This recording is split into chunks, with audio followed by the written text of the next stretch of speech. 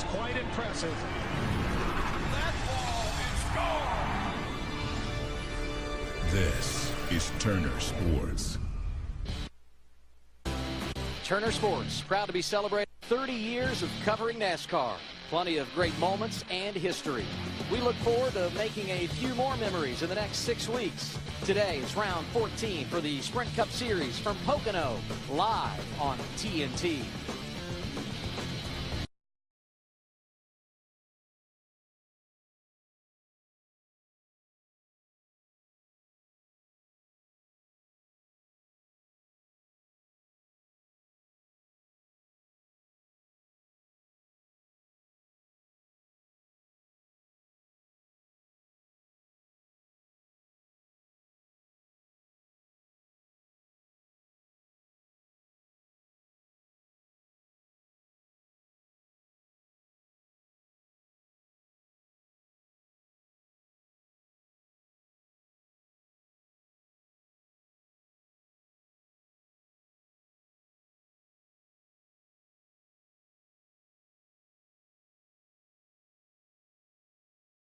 Down to green as we get you set to go racing from Pocono Raceway in Long Pond, Pennsylvania.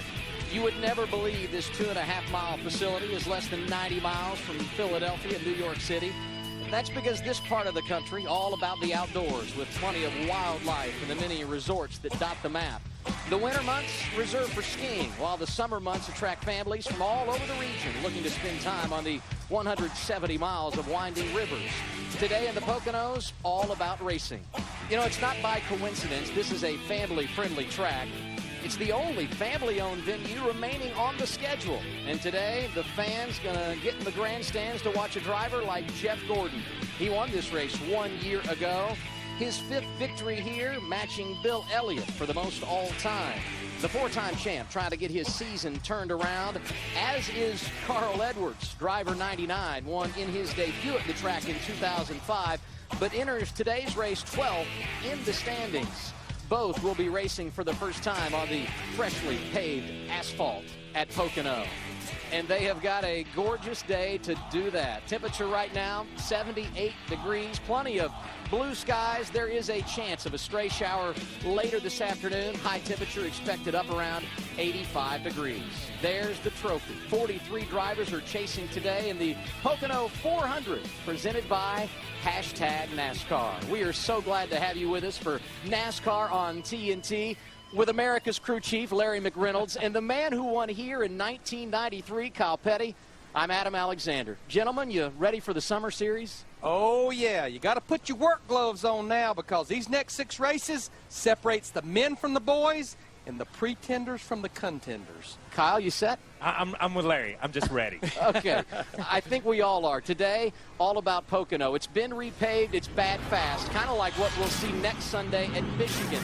Yes, it has a new surface as well, and will likely be the fastest track on the schedule when we head there 1 week from today. Our 3rd race on the road course in Sonoma, California, where the last couple of years things have gotten a little bit rough. Then TNT going prime time at Kentucky. That's where Kyle Busch is going to look to go 2-0 in the Bluegrass. You want wide open coverage? We've got it for you again at Daytona. 4th of July weekend, it's always one of the great nights on the NASCAR schedule. And then we wrap things up in the Northeast, New Hampshire Motor Speedway, the Flat Mile, where 1 year ago, Ryan Newman and Tony Stewart gave Stuart Haas a 1-2 finish. You know what I love about our 6 races here on TNT? Larry, you kind of pointed this out. Each race different than the one before it. And also, these 6 races go a long way in deciding who's going to be running for a championship in the fall. Yeah, you've got triangle at Pocono, the tricky triangle, if you want to call it that. You've got the 2-mile that's repaved at Michigan. And then we've got a road course. And I love road course racing. That was always my favorite type. So I think we've got such a diverse group of tracks that it really, this is the point of the year over the next 6 races that, as Larry said, separates the contenders from the pretenders. Because when we get into this, this is the grind of the year. And we lost some contenders last year that never caught up in our 6 TNT races. Yeah, and again, road course racing. We got a restrictor plate race at Daytona on a Saturday night. And when you think about it, there's so many drivers, they have not won yet in 2012. A lot of drivers that won races last year that are still looking for victory lane. And when they look at the summer months, that's when they look at it and say, you know what? As we go to Pocono, we're halfway through the race to the chase. We better get it in gear if we want to be in this chase in 2012. One driver finding victory lane a lot lately, Jimmy Johnson. Hendrick Motorsports 200 Sprint Cup victory belongs to Jimmy Johnson in the Southern 500. Jimmy Johnson and the Lowe's Chevrolet are going to victory lane and $1 million. Great job, guys. Jimmy Johnson wins the FedEx 400. Wonderful job, Jimmy. You whipped them today, man. And Jimmy Johnson with us now on Countdown to Green. So, Jimmy, you've won 3 of the last 4 races when you consider what happened on All-Star Night. You've got 2 victories here at Pocono, but they've repaved this place, and you're starting 24th today. So how do you manage this afternoon's event? Yeah, qualifying didn't go as we would have liked. Just got a bad lap and didn't really get a lap worth bragging about there. But we have a great race car, and with all the practice that we've had over the last few days, including the test days, we know we've got a great Lowe's Chevrolet or Cobalt Tool Chevrolet this weekend. And it's about being smart and really trying to get track position early, because when you have track position, you can kind of set the pace in the race, maybe conserve some fuel at different points. And I have a strong feeling that today will come down to strategy at the end. Being fuel or 2 or no tires, something along those lines. Jimmy, I was in the media center the other day when you were speaking to members of the media, and I found it interesting that you said that it finally dawned on you that you are not feeling as much pressure this year in 2012 as you did last year on the heels of those 5 consecutive championships. Yeah, the pressure to keep that streak alive was far greater than I gave it credit for, and I didn't recognize that until I was leaving the Phoenix track and I was mathematically eliminated from the chase. So, since then we've done a lot of rebuilding within the race team on our race cars. I feel that the off-season was very good for me personally and professionally to grow and just have a winter off to really reflect on things. We've all come back stronger. Everybody a part of this 48 team and really a part of Hendrick Motorsports, and we're putting the numbers up. So the 48 car's been running well. As it's been documented, we've got to get the 24, get some luck going his way, and the 88 is right on target for a win very soon. Jimmy, the racetrack used to be incredibly bumpy, and you guys fought that a lot. You look for places on the racetrack to run. It's been repaved. The speeds are phenomenal. I mean, you guys are right touching that 180 mark. You're almost 210 going in the first corner. How much different is the racetrack this time from when we were here last time as far as what's the pavement change? But at the same time, how hard is it going to be to physically pass on the racetrack? From a comfort standpoint, whatever's going on with the tire and this asphalt mix, the grip has been there. The cars are comfortable to drive, and that's where we're getting those big numbers on the stopwatch and at the end of the straightaway into turn 1. But some of the repaves we've been to, the cars have been very uncomfortable to drive, very sketchy and edgy and on top of the track. The tire and asphalt's marrying very well together, and I think it's going to put on a better race because of that. The ARCA race seemed to widen out some yesterday, so if they're moving out with a shorter distance race and a limited field, I feel like we might see a middle lane in 1 and 2. I'm not sure it'll be the fastest way, but at least you'll have a fighting chance on restarts. It'll take some time before the track evolves and gets bumpy and all that again. Jimmy, there is no doubt you guys have been on a roll of late. Congratulations on the success. Good luck today, and thanks for being with us on Countdown to Green. You got it, guys. Look forward to these next 6 weeks. Jimmy Johnson, certainly a driver to keep an eye on anytime you look at the championship standings. Let's look now at the Sprint Cup Series driver standings. With 13 races complete, there you see Jimmy in the 5th spot, 33 out of the lead. Greg Biffle won in front of teammate Matt Kenseth. Dale Jr. off to a great start. He's 3rd, 10 points out. Defending champ Tony Stewart, a couple of wins, is 8th. And here's where things get interesting. Outside the top 10, the wild card picture taking shape a little bit. Brad Keselowski, 2 wins. He's 11th. Then you've got Ryan Newman, who won at Martinsville. Casey Kane in victory lane a couple of weeks ago in the Coke 600. Both have wild card on their mind. Gentlemen, as you analyze the standings, do we have a favorite for the championship at this stage? Well, I think there's no way that we can rule out that 48 team and Jimmy Johnson. But I like what I see with Denny Hamlin right now. He has those 2 wins, and when I look at the last 5 or 6 races, with the exception of the bobble at Dover, those guys are pretty solid with the crew chief change. When I look outside the top 10, the guy I like, he started the season off very rough. But these last 7 weeks, 7 consecutive top 10 finishes, including the win in the Coke 600. I think Casey Kane makes the chase by getting to the top 10 in points. Yeah. A lot of these guys are talking it's going to take 3 wins to be in one of those wild card positions. Last year, if we go back, Brad and those guys got in with 2 wins. But remember, the guy that won the championship, he had the big egg. He had 0 wins going into the championship. I don't think you can pick anybody out of this top 20 and say they're a favorite, they're a contender. Because with 2 races to go last year, Tony Stewart said, we don't deserve to be in the chase. They made the chase, won the championship. That's what NASCAR and that's what Cup racing's all about. Yeah, he won those 5 races in the chase. It was one of the great runs in NASCAR history. Wally Dallenbach going to be a part of our race coverage later today right here on TNT. He joins us now from the booth. You've heard Larry and Kyle talk about it. Wally, what do you think about the championship picture with 13 races complete? I agree with what those guys have been saying. If I gave you a guess, it'd be an uneducated guess, because I think Larry's right. These next 6 races, the tracks are so different between now and when we finish up. I think you got to look at how these guys do in the next 6 races and see who's still standing. I think once we get to Daytona, I could give you a better guess. I think they're very, very important tracks because they're all different. You try to pick a favorite, then all of a sudden a lot of guys have had problems that you just don't expect them to have problems. So consistency, I think, is going to be very, very important this year.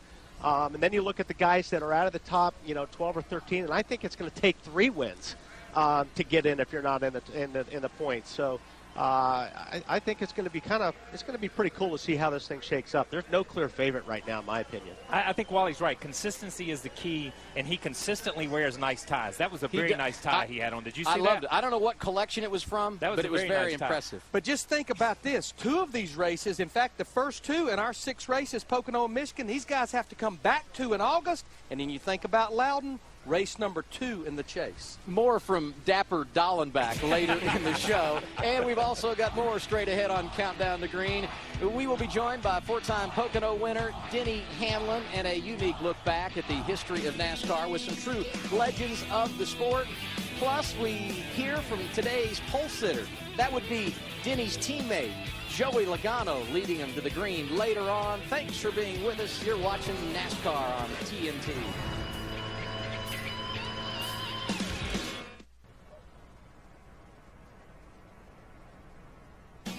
Countdown to Green, brought to you by Sprint. Avoid a data dilemma with truly unlimited data.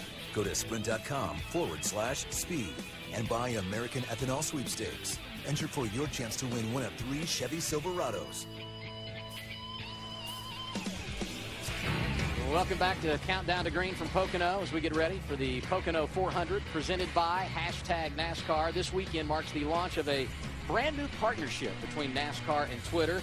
And one of the cool new features of that partnership is #NASCAR. The Twitter-savvy Denny Hamlin is here with us.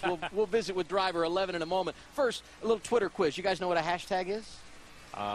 It's a number sign. I could say, but I get in trouble. Okay. I just finally got my fax machine figured out, and then they told me I needed to get on Twitter. Pick up the pace. Can you tweet from a bag phone? Can you tweet from a bag phone? I'm sorry. I've got the Twitter dictionary out. Here it is. Hashtag is a way to discover new content. And if you click on a hashtag, it shows you what everyone everywhere is saying about a topic. So with twitter.com/#NASCAR, fans have a destination on Twitter for a collection of NASCAR-related tweets like these. Vanilla Ice in the building today. No sleep, but my eyes are wide open. It's time for Pocono NASCAR. You better believe it. That's my boy movie, Happy Madison. We'll talk about that movie later on. Mark Martin saying good morning. I'm really excited about today's race and our Aaron's Dream Machine. I think he wants to win because he's finished second here 6 times. And a nice egg sandwich from Pocono Raceway's cafeteria, a good way to start the day. We told you Denny Hamlin is here, and when it comes to this racetrack, always been a good one for you. But, disclaimer, they've repaved this place. You still feeling the magic? I don't know. I've said no before, but it's been different cars, and we've shifted, and we've not shifted, and we've had a patch, and we've had no patch, and we've had success all different ways. And so I think that there's a sense of a little bit of comfort, but I think that if I had 100% advantage, I'd say it's probably down to about 15% now. Denny, you're sitting fourth in the points after 13 races, and when I look at the first 7 races, obviously it started off great. Fourth in the Daytona 500, the win at Phoenix, but it seems like the last 6 races, and I love your interview after you finished second in the Coke 600. You said we are finally reaping the reward for Darian Grubb being over there and getting his hands in our race cars. Yeah, he's done a great job with our race team, not just the 11 team. Obviously, you having 3 cars in the top 5. It's showing that all of our cars are really running strong at this point. Joey's really running well this weekend. I expect him to be a big factor today. So we're excited about our outlook. We think that he's had his hands in these cars these last 2 to 3 weeks, and they've all been a step in the right direction. I want to ask you a question about today's race and about shifting. As Larry and I have watched you guys with the in-car cameras, it appears, used to when we shifted here, we would shift up on the straightaway and then drive down in the corner. You guys are rear ends and elbows in the middle of that corner, reaching over and shifting in the middle of the corner. How complicated is that, and why are you shifting at that point?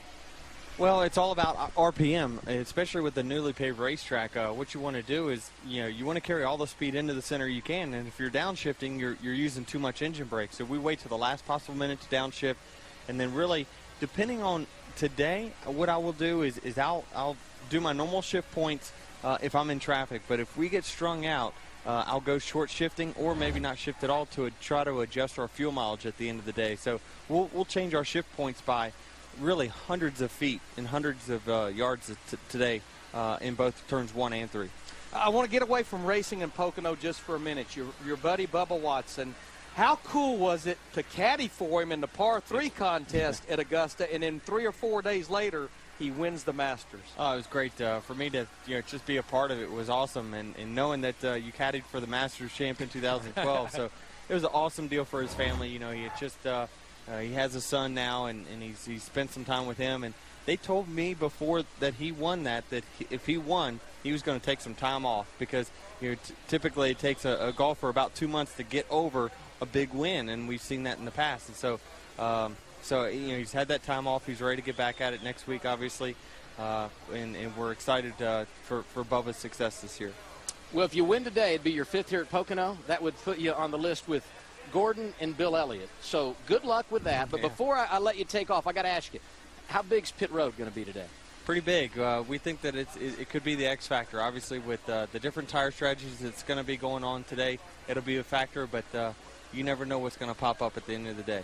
So we say goodbye to Denny, and we say good afternoon to our pit reporters covering all the action along the pit lane today. We start with Marty Snyder. Good afternoon, Marty. Good afternoon, Adam. I'll be on the front end of pit road talking about guys like Joey Logano, Jeff Gordon, Greg Biffle, and this guy, Dale Earnhardt Jr. And the question in NASCAR always is, when's Junior going to win a race? Well, it could come this weekend at Pocono. They have been excellent since the beginning of testing a couple of days ago.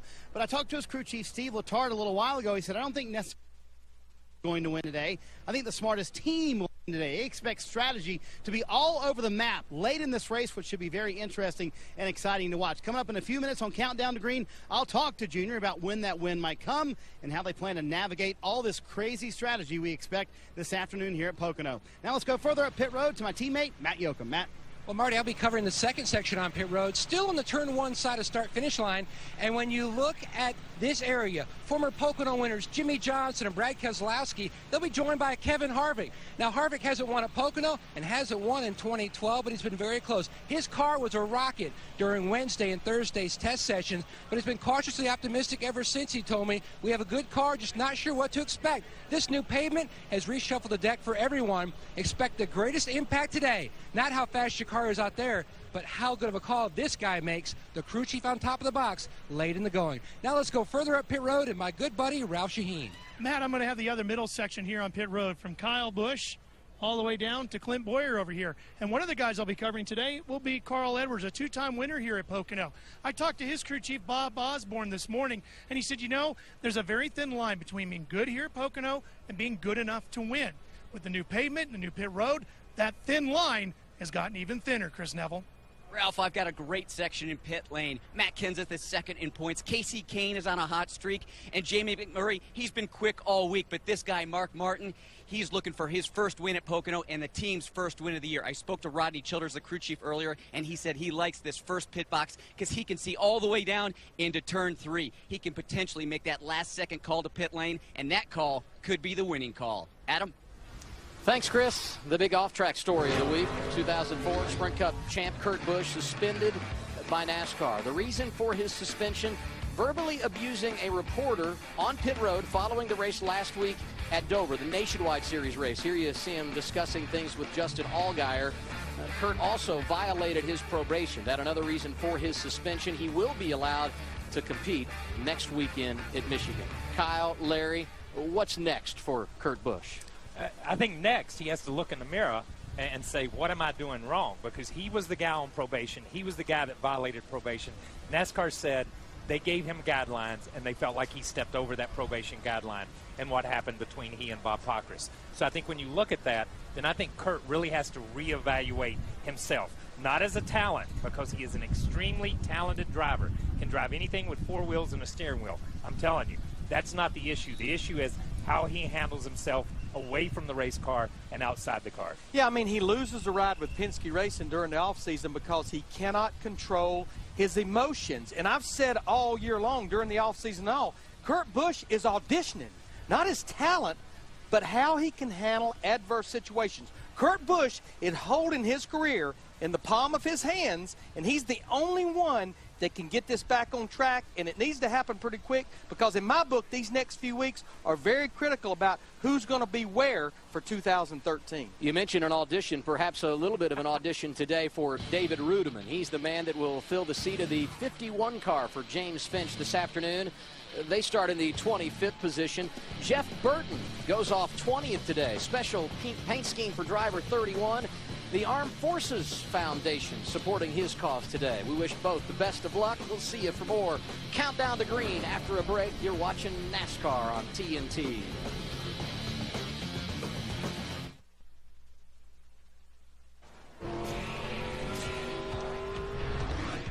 Welcome back to Countdown to Green. Some images from Pocono gathered on hashtag NASCAR. Be sure to check out twitter.com/hashtag NASCAR for more cool images and content like Joey Logano signing autographs for the fans. He's on the pole today.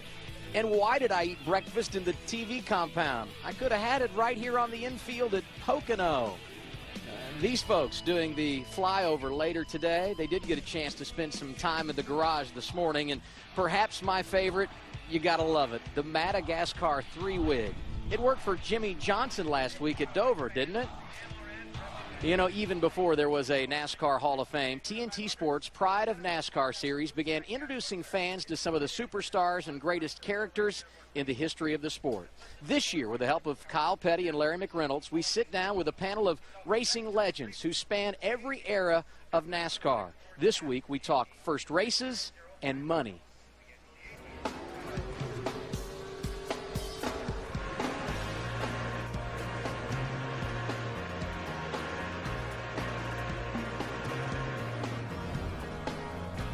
Ned Jarrett was a NASCAR pioneer and a respected radio and television announcer.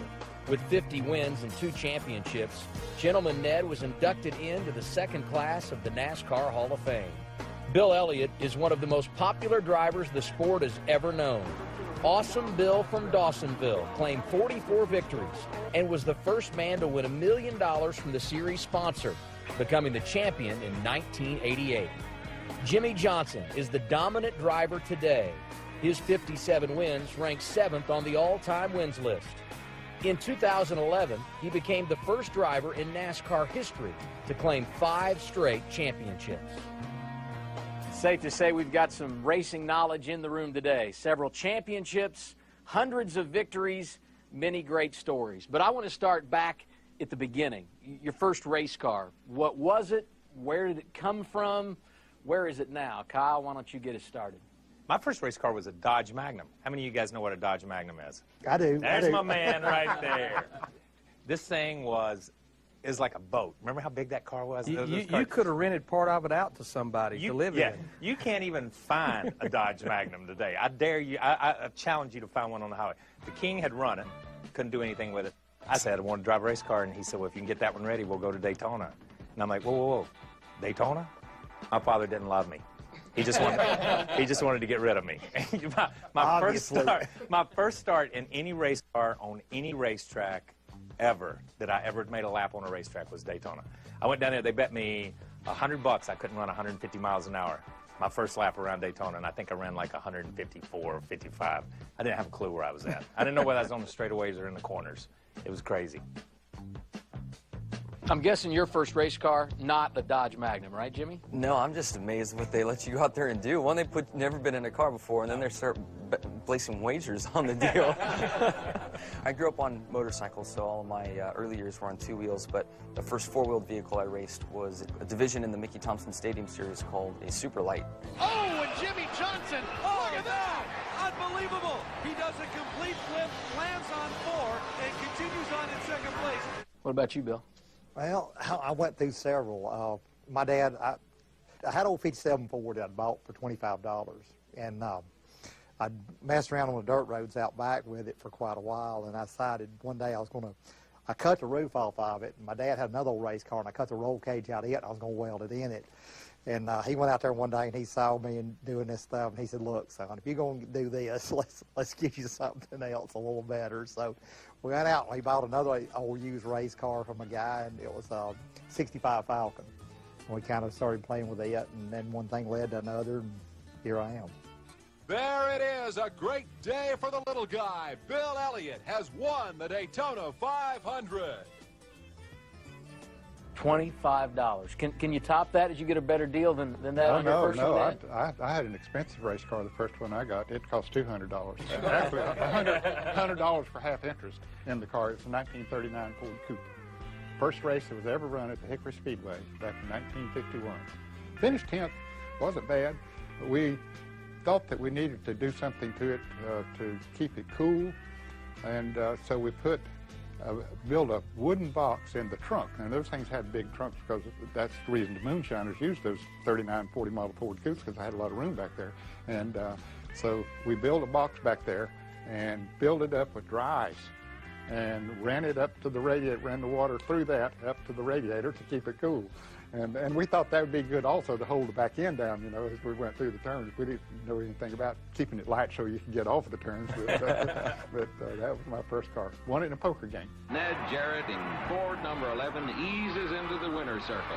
Now, when you won your first race, you said your first car cost $200. Yeah. How much did it pay to win your first race? It paid about $100. Most of those years we could not win enough money to pay what few expenses we had. For the third time in the history of the All-Star race, Jimmy Johnson and the Lowe's Chevrolet are going to victory lane and $1 million. Jimmy, just a few weeks ago, he wins the All-Star race, and we did the math. I think it was $11,300 and something per lap that came out to. I'm curious, Ned, your career earnings with championships and wins and everything. What was your career earnings? A little over $350,000. How about that? But I want to ask this question, because the King used to say this. How important is the money compared to the trophies? Because the King always used to say, when I walk through my house, there's a lot of memories in the trophies. I don't know where the money went. It wasn't about the money. It was about the trophies. Yeah, because there wasn't that much money, that's for sure. Yeah, you raced for the love of it. In fact, what got me started was just to go out and have some weekend fun. Yeah. It didn't have any thoughts about making money, or it even becoming a career. You know, I grew up in a family where we'd go to the racetrack and camp out overnight, ride our bikes on Saturday, race Sunday. It was about having fun, being with my parents, my brothers, and the other kids that I grew up with. And then, you know, it turned into much more later. But I think those key years growing up in that right environment, you know, it helped today, and it's all about the trophies. I've had a favorite phrase. If I was in it for the money, I'd have quit a long time ago. Because when I went to Rockingham, you know, it didn't pay anything to win a race back in the 70s. And Kyle knows that, and Ned knows that. And, you know, and as you continue on through your career, and I think even past the money, past the trophies, I think it's more self-satisfaction than it is any part of it. Feeling of accomplishment. You know, here you've got a piece of machinery and you're trying to make it do what you want it to do and outrun the other competitors. I think in a nutshell, that's what it's all about. Nothing like sitting down with some of the best all time. Our conversation takes on a family theme on Father's Day next weekend at Michigan. So now it's just about time for me to head upstairs, get ready for today's race broadcast. But first, not just stock cars on track this weekend at Pocono. Saturday, the first ever skateboard race at the 2.5-mile track. The Grand Marshal, TNT's own Kyle Petty. And Ralph Shaheen brought his board and participated. No word on where he finished. We can tell you he will be sore on pit road today. The event raising money for Victory Junction Camp, one of the many ways the Mattioli family has given back to the racing community. And they all have heavy hearts today. In January, founder and chairman Joseph Doc Mattioli passed away. He was 86 years old, and he has been missed all weekend long. And the entire NASCAR community saddened on Thursday to learn of the passing of racing pioneer Cotton Owens. The champion owner and driver was selected as a member of the 4th class of the NASCAR Hall of Fame just 3 weeks ago. He was the championship runner-up to Lee Petty in 1959 and won the title as an owner with David Pearson behind the wheel in 1966. Cotton Owens was 88 years old.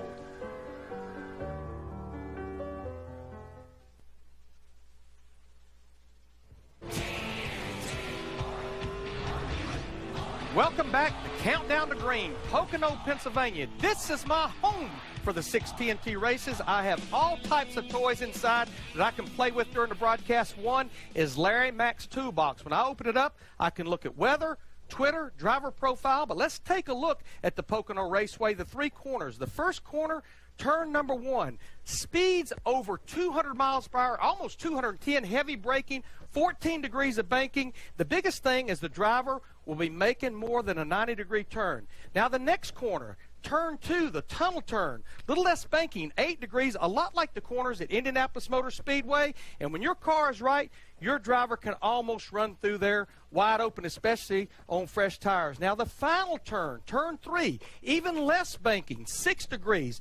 Always focused on this corner because this corner goes forever. And what's going to dictate the speed down that front straightaway is how your driver can get off turn 3. Now, I'm going to walk out to my test car and hang out with Kyle Petty, but Matt Yoakum, what do you have for us, buddy? Well, I'm standing in a place where Kyle Petty surely knows all about, and he pulled in here in Victory Lane back in the 90s, and it's a place where Kyle Busch wants to end up his day today. Now, remember back to last year, he came oh so close. The Pocono Pole Sitter finished 2nd and 3rd in 2011, and the biggest thing about today, we've already talked about the calls from the guys on top of the pit box strategy, no tires 2 or 4, but the biggest thing, how intense those restarts are going to be as everybody funnels out and tries to dive bomb going down into turn 1 and then again over in the tunnel turn. It's going to be crazy. Should be a lot of interesting scenarios take place on those restarts. Larry? Well, Matt, we're here at our TNT Torque presented by Toyota. And, Kyle, you were talking to Denny Hamlin about how busy they are in that race car shifting. I saw Jimmy Johnson shifting almost 6 times a lap. I'm not so much worried about the transmission as I am on the downshifts getting in the corner. These poor little valve springs, they're going to take a beating today. And they would take a beating. I believe they will take a beating because you're not used to that on this type of racetrack or on an oval. But I think when you look at this, where they're shifting, and we heard Denny talk about short shifting, you're not going to be as hard on the valve train. You're not going to be as hard on the transmission. You're not going to be as hard on the rear end gear and the rear end drive as you were. They're shifting all the way in the center of the corners. I find that amazing that when you get in there and you're turning, and right where you want to be giving it a little bit more wheel, you've got to reach over and grab another gear. As they come up off, they obviously have to grab 4th gear and go again, but 6 times a lap, they're going to be busy. Yeah, I'm basically going to tell you from the crew chief standpoint, let's maybe just shift when we need to. Let's don't shift every single straightaway, every single corner. Matt Yoakum was talking about tires, Kyle, and I just think with this new surface, I'm just not sure how important that these tires are going to be, and I'm even thinking once we get past halfway, I may take on a road course mentality and try to run this race backwards. 26 to 30 laps the fuel window. And that's probably a good strategy for you. From the driver's seat, I'm going to be trying to lead the thing, and I'm going to be trying to run front. What are you going to say to me to calm me down when I say, what do you mean there's a caution out and you're not going to give me tires and you're not going to give me anything? What are you going to say? Yeah, I don't know. I think the window has closed up just a little bit because for that road course strategy to work, you almost need to be no further back than about 10 or 12 seconds behind the leader, because then if you pit, you're pretty much going to be a lap down. All right, we need to take a little break here now from Countdown to Green. Here's Jeff Gordon. He tweeted signing autographs for the fans. The Countdown to Green, the clock is getting closer to the green flag. We'll be right back. Pocono, Pennsylvania, NASCAR on TNT.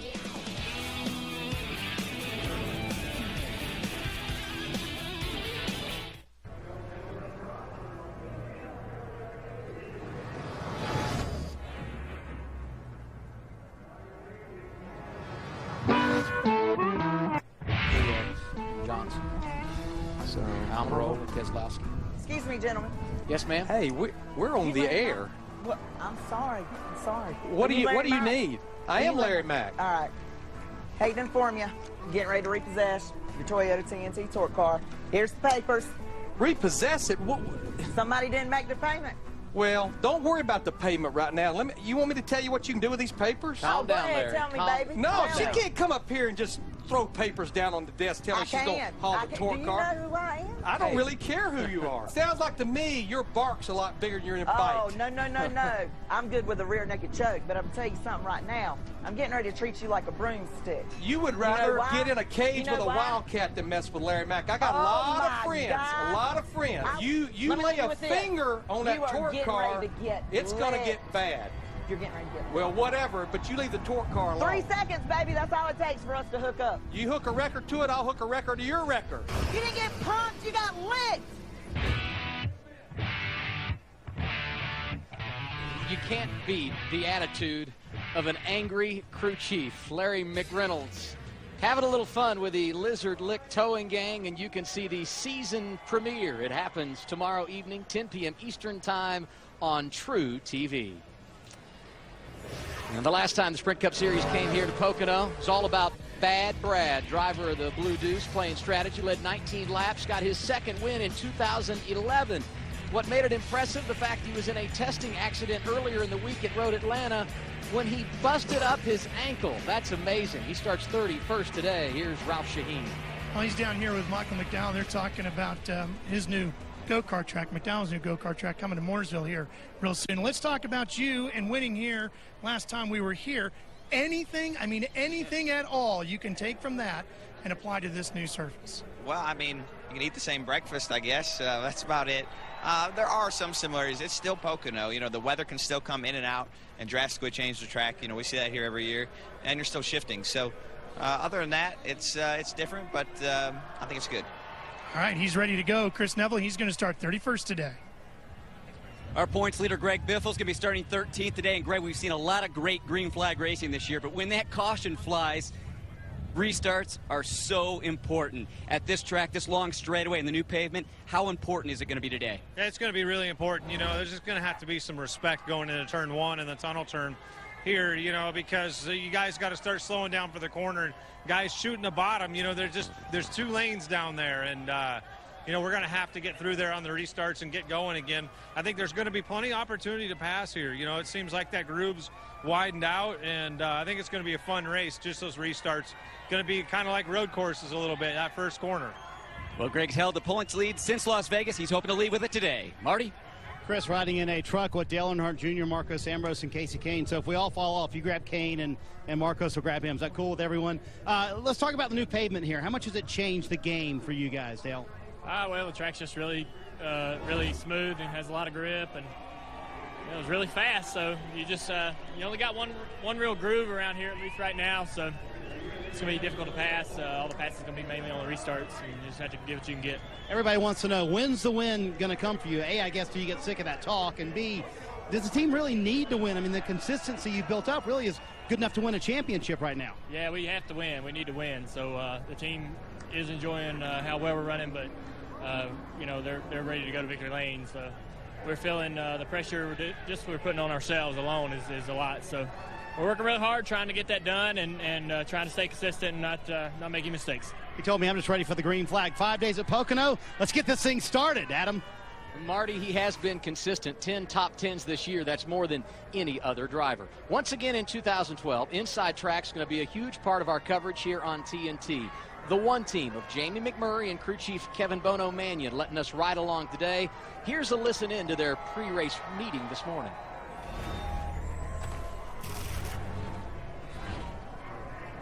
I know we got a cool looking banana boat car this week. I know the first couple times out on the track standing on pit road throughout practice, you know, I picked up the 20 car a lot because of that orange color. So you guys on pit road, I'd say for Lauren as a spotter and myself calling Jamie in, just remember you're looking for an orange and blue beautiful Chevrolet banana boat car today. So don't jump out in front of Joey's car because Joey will run you over.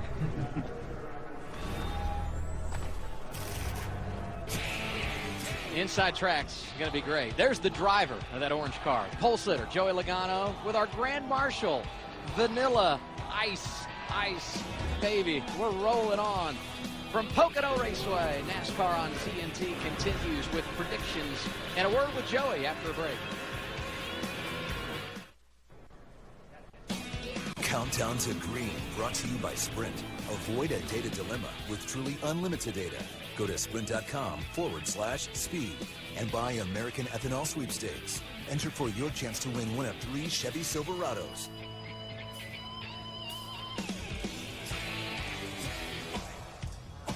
Look at that 42 car. TNT's own Kyle Petty going to victory lane at Pocono back in 1993. Qualifying held here yesterday. 36 drivers of the 43 car field today broke the old track record. The pole sitter, Joey Logano. Let's hear from him. Here's Matt Yoakum.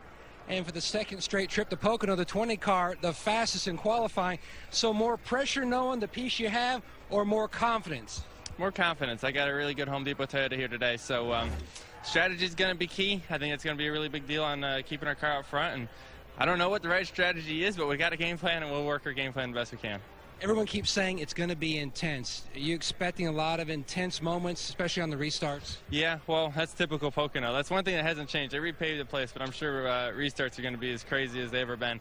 Barreling down into one and all these turns, really. It's such a long straightaway with all this drag on these cars, and you get 2 cars side by side. That third place car gets a big run. So you got to be aware of all the cars around you when you make those moves. All right, he's looking to add a Pocono victory on his racing resume next to that New Hampshire win. Adam? Thanks, Matt. Time now to make predictions for today's race. Wally Dallenbach back with me now. Who do you like? The guy that's finished here, I think 6 times he's finished second. I'm going with Mark Martin. He's going to pull in victory lane today. I can confirm. It was 6 times. Now let's go down to the rig. Larry McReynolds and Kyle Petty. Who you going with this afternoon, guys? Well, I'm a big believer in momentum, and I say Casey Kane, that 5 team, they get their second win of 2012. Okay, I'm a big believer in momentum too, and my guy is carrying momentum. He's on the pole. He's been running good the last 2 or 3 weeks. I choose Joey Logano to break out. He's got to do something, and now's the time for him to do it. So for Joey Logano, it would be his second career victory, and it would do huge things for him in the championship standing. So a recap, Larry Mack says Casey Kane. Kyle going with the pole sitter, Joey Logano. And you like Mark Martin, a man who's never won here but finished second 6 times. We are ready to go with today's race coverage for NASCAR on TNT. When we return, we're going to go trackside for pre-race ceremonies. Thank you for watching Countdown to Green. With Larry McReynolds, Kyle Petty, and Wally Dallenbach, I'm Adam Alexander. We will see you in a couple of minutes as we get set to put the green flag in the air live from Pocono.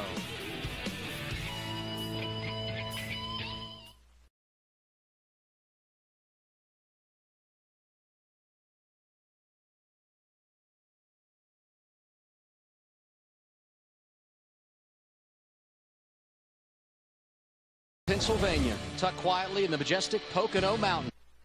Facelift resulting in speeds never seen before. A vision of the late Doc Mattioli, the track founder and chairman. He passed away in January. Today, his family carries on the tradition. Let's go trackside for pre-race ceremonies. Ladies and gentlemen, please rise and remove your hats as the 193rd Special Operations Wing, Pennsylvania Air National Guard presents our nation's colors. Please join in a moment of silence as we honor the memory of Cotton Owens, the legendary driver, owner, mechanic, and recent selection into the 2013 NASCAR Hall of Fame class, who passed away Thursday at the age of 88. We also pause to remember and honor the life of Pocono Raceway founder, Dr. Joseph Mattioli.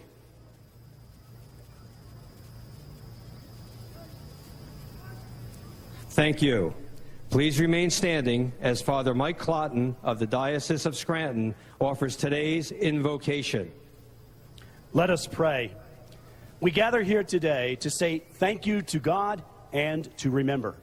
We thank you for the wonderful fans, the expert drivers, and the dedicated employees. We also thank you for the smoking new hot track surface that makes this raceway the jewel of the Poconos.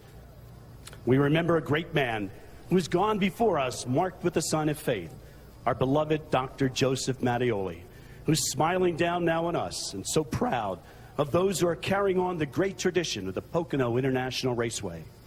We ask you to remember us in your loving arms and make this the safest ever with no cautions. Bring us to the end of this race with rays of sunshine. Take us all safely home and bring us back again in August, refreshed and ready to race again. We pray this in your name, and let's hear that amen. One more time, amen. Please welcome Senior Airman Naomi Scott, United States Air Force 436th Airlift Wing out of Dover Air Force Base, as she performs our national anthem. Oh, say, can you see by the dawn's early light what so proudly we hail at the twilight's last gleaming, whose broad stripes and bright stars through the perilous fight o'er the ramparts we watched were so gallantly streaming, and the rockets' red glare, the bombs bursting in air, gave proof through the night that our flag was still there.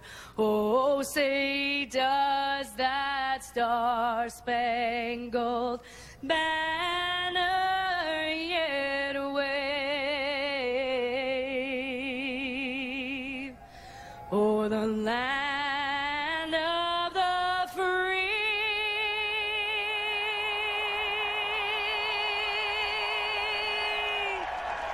and the home of the brave?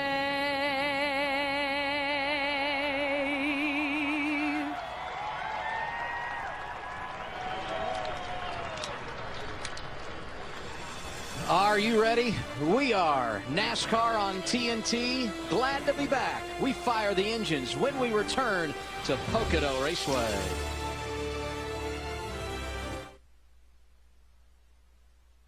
Yes, we are faster. Yes, there's more grip, but there's just a different feel with this asphalt versus the stuff they put at Charlotte, Phoenix, and some of these other tracks. The toughest thing is the groove's kind of narrow right now, you know, and until we get into racing and, you know, restarts where the cars can get double, you know, too wide and double file restarts. It's the outside groove's treacherous. So. The G load, all that stuff. It's not terrible, but you just notice it's a little higher. So you kind of realize in the back of your mind, you're like, man, if something goes wrong, it's going to hurt a lot harder than what it used to be. You know, definitely the setup's changed. Definitely the entry and exit of the corners have changed quite a bit. So, but guys that have had success here in the past will probably still have a little bit of an upper edge, but I think it's been leveled out a little bit. You've heard from the drivers. Now we give you today's headlines. Let's go trackside to Marty Snyder. Adam, when I talked to Jeff Gordon on Friday, he told me, yeah, we're in win mode. In fact, we're desperate for a win. It's the only way we're going to make the chase. When you talk to people in the garage area this morning, they all say this might be the guy to beat. But in Pocono, the talk's been all about the track. For more on that, here's Ralph.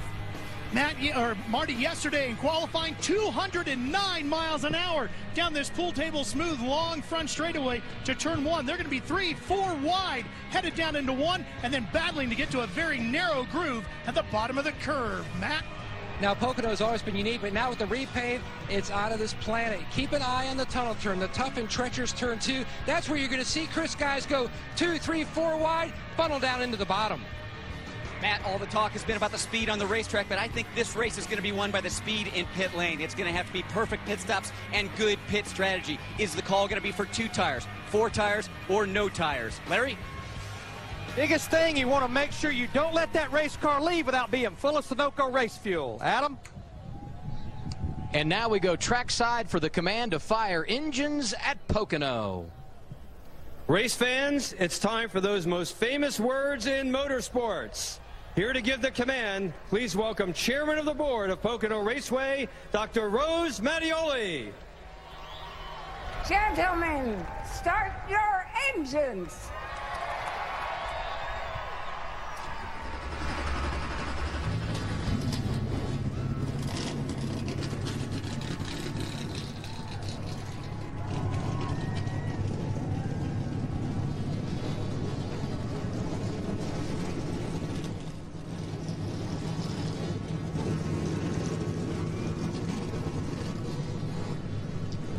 So the engines have fired, and we are ready to go racing this afternoon here at the Pocono Raceway. Welcome again, everybody, to NASCAR on TNT. With Kyle Petty and Wally Dallenbach, I'm Adam Alexander. And, Wally, this is kind of like NASCAR's version of Extreme Makeover. They repaved this 2.5-mile triangle. Pit road's gotten a facelift. We're going from 500 miles to 400. What can we expect from drivers and teams today? Well, it's really a lot of it's the unknown. But I think today what's going to be the key is pit lane.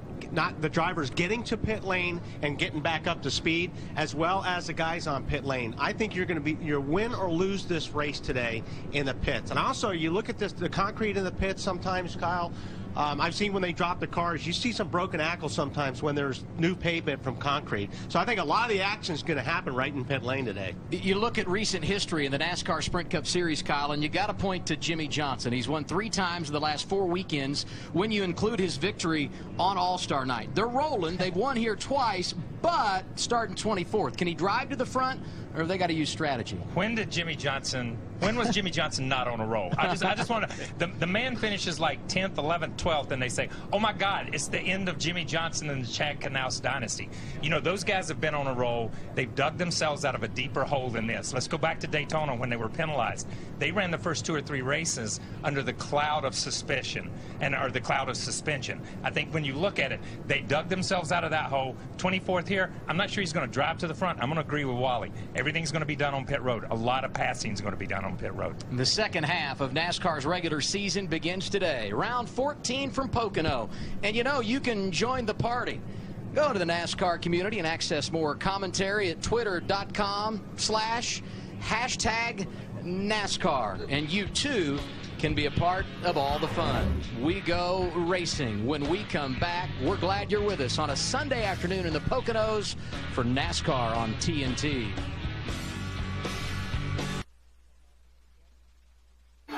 This is how it will end for most. It's a crappy weekend. I'm just tired of these same old things. What makes the difference for the winner? It's decided long before the finish line. It can be the quick jump on the final restart, the seconds saved in the pits, or the simple fortune of avoiding the unpredictable pileup. But it's the work before the green flag drops that separates winning and losing. It's the testing and tuning that help a driver find the fastest line, the preparations and calculations that provide the extra boost of horsepower. With prior success paved over, no race this year will require a higher level of readiness than Pocono today. This track calls for balance, not just from turn to turn, but between driver skill and engineering mind. Because for every corner the car eases through, the driver will have to fight like hell to hang on in the next. Be prepared for the Pocono 400 next.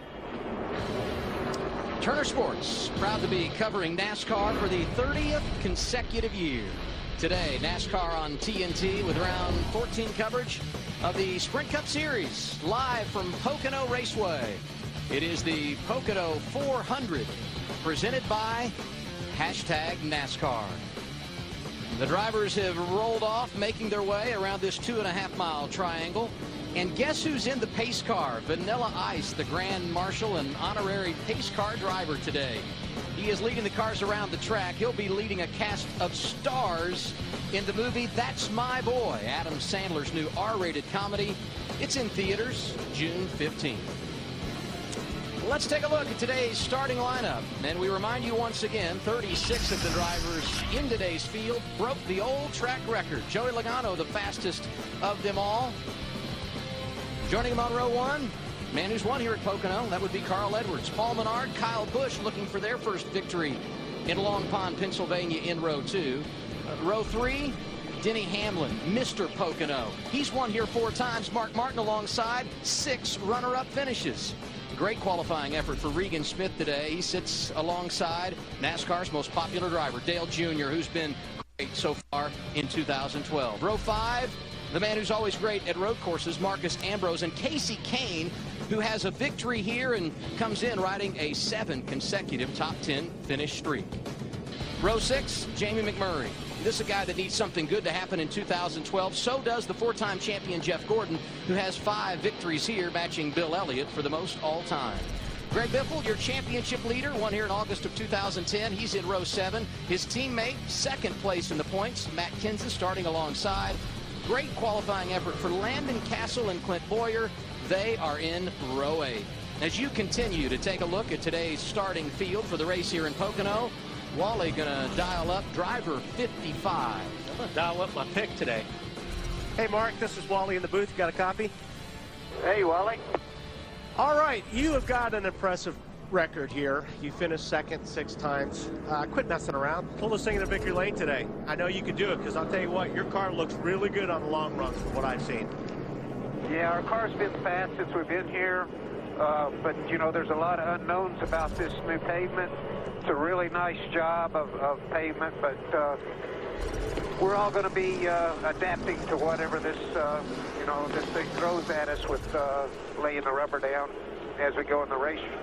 And hopefully we adjust to it sooner than our competition does. I think you guys are going to be tough today. Good luck, Mark. Thanks, Wally. Mark Martin looking for his first win this season, and as we said, his first here at Pocono. Now a final word from the guys that will monitor the action on pit road. Let's go there now and start with Marty Snyder.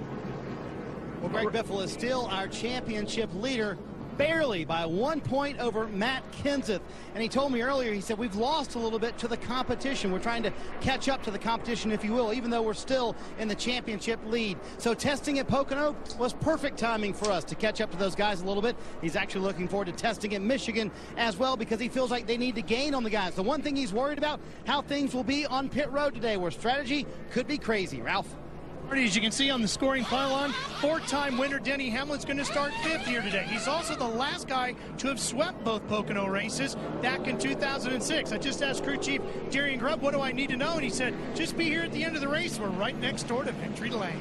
Chris Neville. Well, Ralph, when you're trying to find Jamie Mack's season, you can really just come up with challenging. But he's been quick all week. I talked to him right before he got in the car, and he said the car was good, but only on short runs. So last night they came up with a new setup. He's hoping that with these sunny skies and that mystery setup, hopefully that will turn his season around. Larry?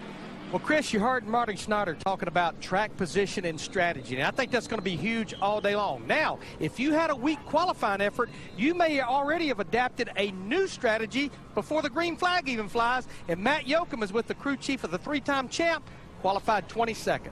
And Larry Max Stewart is just one of a couple big-name chase drivers mid-pack, and Steve Addington, is this a crew chief's dream day with so many different options to pull strategy-wise? It'd been a dream day if we'd have had this office, Depot Mobile One Chevrolet, starting a little bit further forward. But, I mean, we feel pretty good about the balance of our cars, so we'll see how it plays out here. It's going to be tricky. You're going to see all kind of stuff pulled here today on pit road.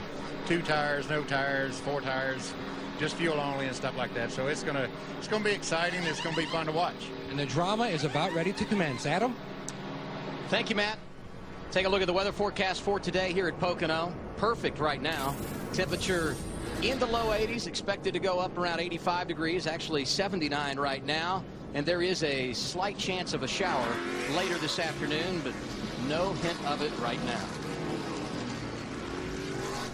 Time now for the AT&T Fastest Driver Challenge. Text FAST to 34763 or go to attfastestdriver.com to pick who will be the fastest out of this week's top 4 qualifiers. And there you saw them. Joey Logano, Carl Edwards, Paul Menard, and Kyle Busch. You could win 4G's 4000 just by playing along. Brought to you by the nation's largest 4G network, AT&T. Rethink possible. And now our race analysis for this afternoon's Pocono 500, 400, presented by #NASCAR.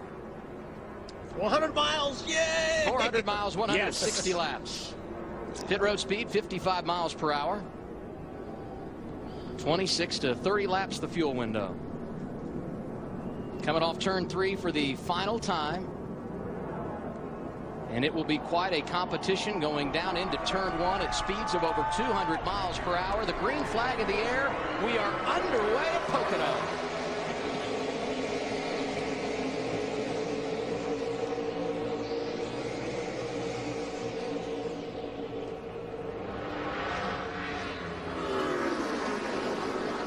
Oh, Denny Hamlin drove it in there and almost took out Carl Edwards. Wow. Oh, we got some smoke coming off of one of these guys. Maybe a little contact there. Looks like smoke off the rear of the 99 car. Yeah, that's where Denny Hamlin got into him. Yeah, it must have knocked the left rear fender into that left rear tire. Carl, not going to be too happy about that. Carl Edwards starting on the front row and already backpedaling here at Pocono. This on the heels of that tough break last week, running inside the top 5 at Dover. Joey Logano grabs the race lead. Off of turn 3, he will. Somebody's got to let her down 3. And that's trouble off the corner. It's going to be A.J. Allmendinger and Juan Pablo Montoya getting together. I think that started a little bit maybe in front of those guys when we go back and see the replay, because we see the Burger King car there, 83. I think that is Landon Castle. Yep. I think he was involved early in it, and the other guys just got collected in it. So Landon Castle, one of the drivers with heavy damage early in this race, had a great qualifying run here yesterday. That's a great break for Carl Edwards. Great break for Carl Edwards. He was going to Edwards. have to come the pit lane anyway. This 56 car, the whole side is tore off it when we get a chance to look at this. This is the start of the race going into turn 1. I mean, Getty got a great start, and he passed a bunch of cars. He just drove down there way hard. Too wide, outside. Split up the racetrack, got in the back of the 99. Carl just started back up. Well, he was definitely going to have to come to pit lane, or that tire was going to get cut. This off turn 3. We see Landon Castle already sideways at that point. He comes across, gets into the 56. You see the 22 go down into 2 or 3 cars were collected in that, or got a piece of that. Landon Castle appears to have the worst. And I think when we see the 56 of Martin Truex, he got slammed in the left side door. This is a great right side door. This is a great. I was watching this while it was happening over here on our other monitor. Actually, I was watching out the front of the 39. But that wreck looked like it happened forever. Yeah, Castle was sideways forever. And we don't have a really good angle whether he got in, whether Landon got in and got outside that groove. We've talked about just being one groove right now with so much rubber down on the racetrack, whether he stepped out a little bit. We saw when Carl got hit and knocked outside of it, how free it was or how loose the car got up in the dirt. I don't know if Landon got out or got hit from behind. Rode with Ryan Newman, now on board with Tony Stewart going into the corner. And you see to the left, the 22 car right up there gets involved in this. Cousin spin here, stay up there. Come on, come on, come on, come on, come on. It's really hard to tell. We see the 56 car. I mean, he got slammed. Luckily, he got hit right behind the right front tire. They can put metal on that and keep the car kind of arrow. I will call it kind of arrow, but we see the right front of the right front fender. It's still intact, so his nose is still intact. It's just, now what about the fumes? That's where the exhaust pipe is. That's where the crush panels. A lot of that. It's a long day for those guys to have to start working this quick. You know, guys, the only thing I question, but I see 2 NASCAR officials there. It's always been my understanding you cannot run without that energy absorbent foam inside the door. I see they're putting the door panel on, but I did not see the foam in there. And Larry, we're getting a report now that NASCAR will hold the 56 on pit road until they get the foam in the race car. Matt? That's exactly what Martin Truex and the team was just told by NASCAR. They're going to have to hold the 56 in the pit box while they make continued repairs to the cosmetic damage, but they're going to have to put the foam inside the door. Larry, let me ask you a question. We're talking about the energy absorbent foam. How many teams do you think carry an extra piece of that foam? Honestly, what I see, Kyle, with all the major teams, they have spare foam for both sides. They don't have to go take it out of the backup car, because really it's something you can't take out of a backup car with the door skin in place. But it's something that you don't plan on replacing at the racetrack either. Bottom of your screen, there you saw the foam coming out of the 56 car, Martin Truex Jr. And to Wally's point, you see the 99 coming down pit road right here. Just as Wally said, that was a huge break for the 99 team. And you look at some of the drivers that started outside the top 20 that we talked about earlier. Jimmy Johnson, Tony Stewart, Ryan Newman, all able to avoid the accident. Early problems at Pocono. Pole sitter Joey Logano leading Paul Menard and Marcus Ambrose with 3 laps complete.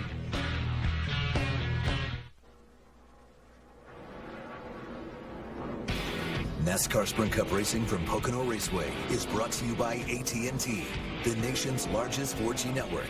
AT&T, rethink possible. By American Ethanol Sweepstakes. Enter for your chance to win one of 3 Chevy Silverados. By Walmart Choice Premium Beef, tender aged, USDA certified, and 100% guaranteed. By Toyota Care, caring for you and your car. And find a knowledgeable local farmers agent at farmers.com. We are insurance. We are farmers. We are back at Pocono, half a lap from going green. First caution of the day coming out on lap 1 for an accident that happened over in turn 3 that started with Landon Castle. Yeah, Landon's on the outside going into turn 3. That's probably not a whole lot of people have been there since they repaved this place. And he just lost it. He just, not a whole lot of grip up there. Got a little bit of sideways. Fortunately, he came down right into everybody else on the first lap. But there's not a whole lot you can do. He hit that wall pretty hard on the outside. Martin Truex Jr. back on pit road. He lost the foam in the right side of that car, so they're fixing that problem. He was among the drivers penalized for pitting too soon. So were A.J. Allmendinger and Carl Edwards. Too fast on exit. A.J. Allmendinger hit again. The race leader, Joey Logano, and Paul Menard joins him on the front row. We restart, completing lap 5.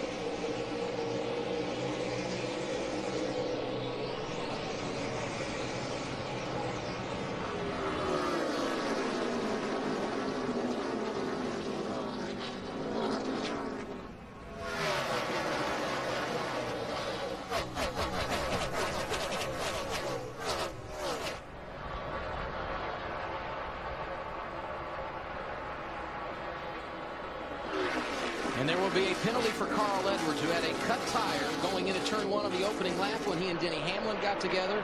And he has been posted by NASCAR for not lining up properly on the restart. The problems continue.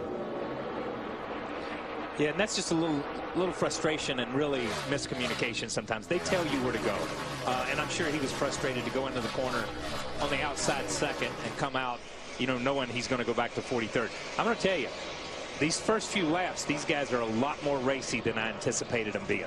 I really thought they were just going to try to find that groove, but these guys are making stuff happen early. But I think they realize that this thing could get strung out a little bit, and you got to get what you can get right now when you can. You know what I mean? And it's because nobody knows where you can pass right now. And it's still monkey too. Yeah, it is. But you still see the same place. Somebody slips out a little bit in the corner. They get freight train going over the tunnel turn right there. You saw one getting freight trained by about 3 or 4 cars led by Casey Kane. Here you see Jeff Gordon, 5-time winner, 5 runner-up finishes in front of Mark Martin, who, as we pointed out earlier, has finished second here some 6 times.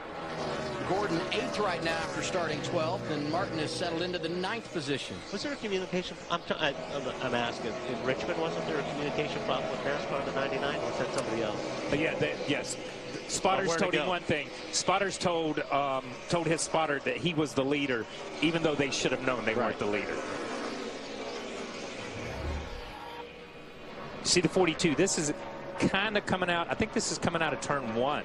right here. See the 42 get up, gets into it with his right rear, and drives it back into his front. That's why all these guys on the short chute between 1 and 2 and the tunnel turn, and that's why he continues to lose ground.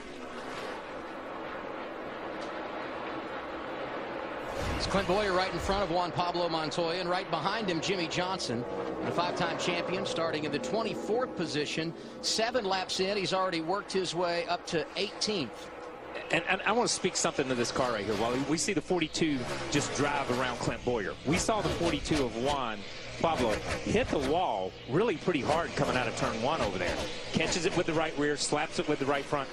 In the older cars before this model car and this style car, if a guy had hit the wall that big, he'd be in the garage area. No camber in the right front, bent A-frames, all this. This is an incredibly tough car. It will take a thrashing. These guys run up against the wall, bounce off the wall. We've seen Kyle Busch do it. Seen Jimmy Johnson do it. We've seen Carl Edwards do it. These cars will take a pretty good beating and continue on. And Juan obviously felt like he doesn't have a tire going down, so he's just back up on the wheel driving again. Here's Jeff Gordon continuing his climb to the front to the inside of Regan Smith. And as that happens on track, the 22 of A.J. Allmendinger making a stop-and-go penalty. That for being too fast while on pit road a while ago. And here comes Montoya. 42. Yeah. And we should remind everyone as we work lap 10, at lap 20 we will get a competition caution. Overnight rain washing the rubber off of this racetrack, and so NASCAR has elected to throw the competition caution as we look at Dale Earnhardt Jr. going after Greg Biffle for 5th on the racetrack. And you bring up that competition caution. That's going to be important to guys like Carl Edwards, the 22 car of A.J. Allmendinger, and the 42 car of Juan, because who's going to get the lucky dog? Who's going to be in that position? Or the wave around. Or the wave around. Yeah. Exactly. Yeah. 9 laps complete. Joey Logano has led them all here at Pocono.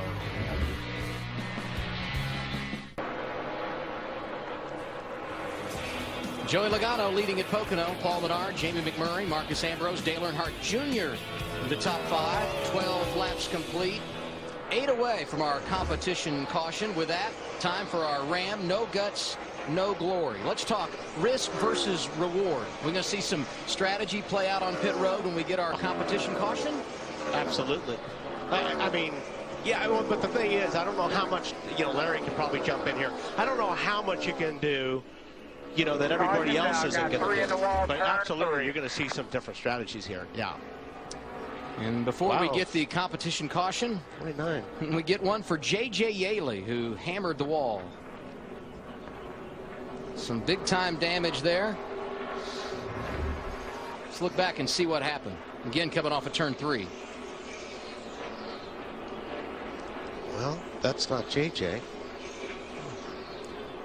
It's Reed Sorensen who got the wall. Sorensen got into it first, and I think here you see Sorensen slide up, and it looks like J.J. just all 3 of these guys slide up. I wonder if he blew an engine or something. That was kind of strange. Yeah, it's all Tony 3 Raines. of them slid up into the wall. Tony Raines in the yellow 36, Reed Sorensen there in the white 32, and we showed you the damage for J.J. Yaley, who was already coming on to pit road.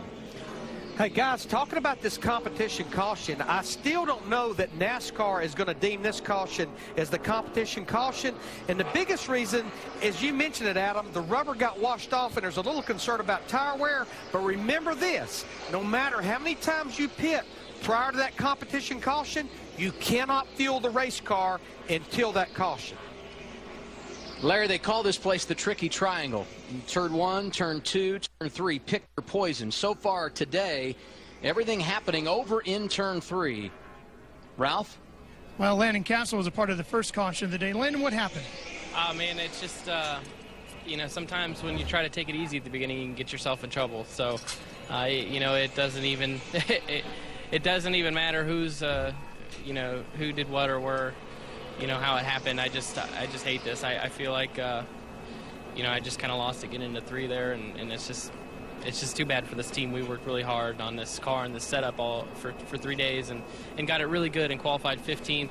But I think we'll have something to take to Michigan. I just really hate it. This is two really tough weeks in a row for my guys, and to have wrecked race cars is a reflection on me. So I'm gonna go back and do my work and make sure that I can get this thing going a little bit better. Hey, Larry. Yes, sir. Okay, so it's lap 14. Why not come in and put 4 tires on it right now? And then when the competition caution comes out, just put fuel in it. Wouldn't that give you track position? Well, it would, Wally, but I just right now, we have no laps hardly on these tires because remember the first 5 laps we only had 1 green flag lap, and then we only ran about 7 to 8 green flag laps, and I've been told all week long, actually the more laps you put on these tires, the better they grip. So I'm not sure that we're going to see anything but a lot of drivers putting fuel only in when we get to that competition caution. In this second caution we've had early today, a big break for both Carl Edwards and Juan Pablo Montoya, who catch up to the field, and it's equally as good for A.J. Allmendinger. A part of that first caution earlier today on lap 1, he gets his lap back, receiving the free pass under caution. Allmendinger now scored in the 39th position, Edwards 34th, Montoya 36th, to give you an idea of where they are in the running order early on. Just tuned in, saying, what happened to Carl Edwards? Didn't he start on the front row? Yes, he did. Opening lap of the race, Denny Hamlin hard into turn 1. Got into Carl Edwards, cut left rear tire. Edwards lost a ton of positions on track, received a penalty on pit road and a restart penalty, and now finds himself deep in the field. Did he pay that off? I believe so. So this yellow saved him twice in the first 15 laps. It's interesting. 73 cautions, first 13 races of the year. We've had 2 in the first 15 laps here at Pocono. We know we got another one coming, the competition caution. Let's see what people are tweeting about today. Jeff Gordon saying, caution out, big rep. Wow, this blank place is slick. Gordon was not involved in the crash, and if you want more NASCAR content, you can go join the NASCAR community. It's twitter.com/#NASCAR. 15 laps saw the board at Pocono. Joey Logano, Paul Menard, Jamie McMurray, Marcus Ambrose, and Dale Earnhardt Jr., your top 5.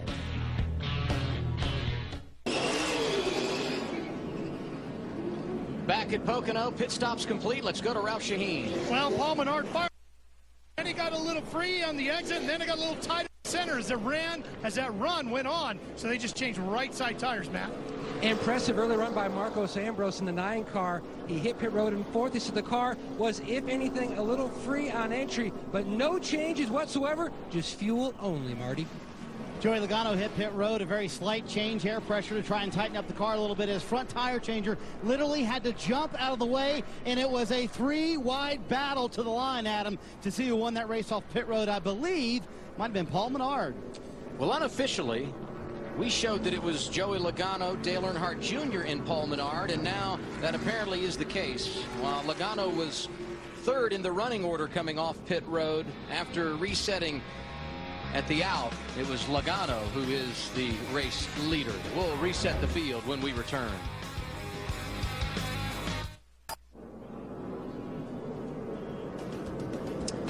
Welcome back to Pocono Raceway.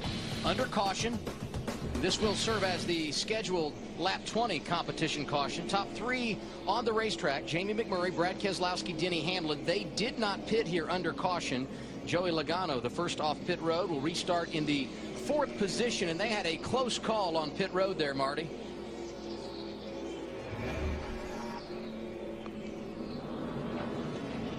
Trying to go. Yes, they did, Adam. They had a very close call on pit road. John Royer had a little bit of a miscue, but how about that jump right there and the acrobatics, and he even stuck the landing. I give him a 9.9 on that, Adam, don't you? Very nice job, and who says it's not a game of inches at 200 miles an hour? And that is what won Joey Logano the race off pit road, barely over a couple of other guys. So John down here high-fiving his guys right now, or actually they're high-fiving him, Adam. Quite a leap. Penalized for too fast exiting, Clint Boyer. He will restart in the 34th position. The American Ethanol Sweepstakes is happening now. Log on to NASCAR.com/AE Sweeps to enter for your chance to win one of 3 Chevrolet Silverados. American Ethanol, American grown, American made, powering NASCAR. So you look at the top 10 of the guys who came down pit road. 5 of them no tires, 5 of them 2 tires. What do you make of that, gentlemen? I'm surprised that you'd stay out there because you're going to have to come in for gas in another 8 laps. Yeah, or 9 laps. You know, and Larry has spoken to this and talked about this. that once we got to the halfway point, these guys may start implementing that strategy. Maybe some of these other cars early on are just starting that strategy where they're just going to pit under green. Yeah. Hey, guys, when I look at McMurray, Keselowski, and Hamlin in particular, they may already be thinking of running this race backwards. Yep. Because right there, being near the front, you can make a pit stop and not lose a lap under green.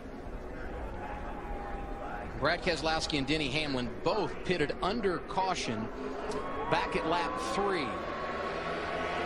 McMurray, Keselowski out front on the restart. We get it at lap 20.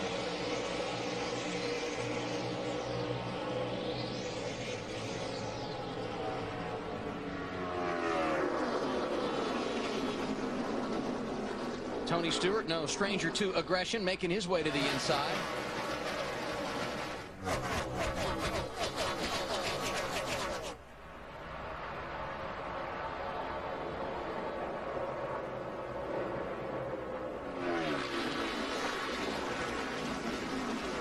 Denny Hamlin got inside of Brad Keselowski for the runner-up position. Dale Jr. in 4th. Logano and Ambrose battling behind him. Oh, what was that? Somebody got down in the dirt right there. Wow.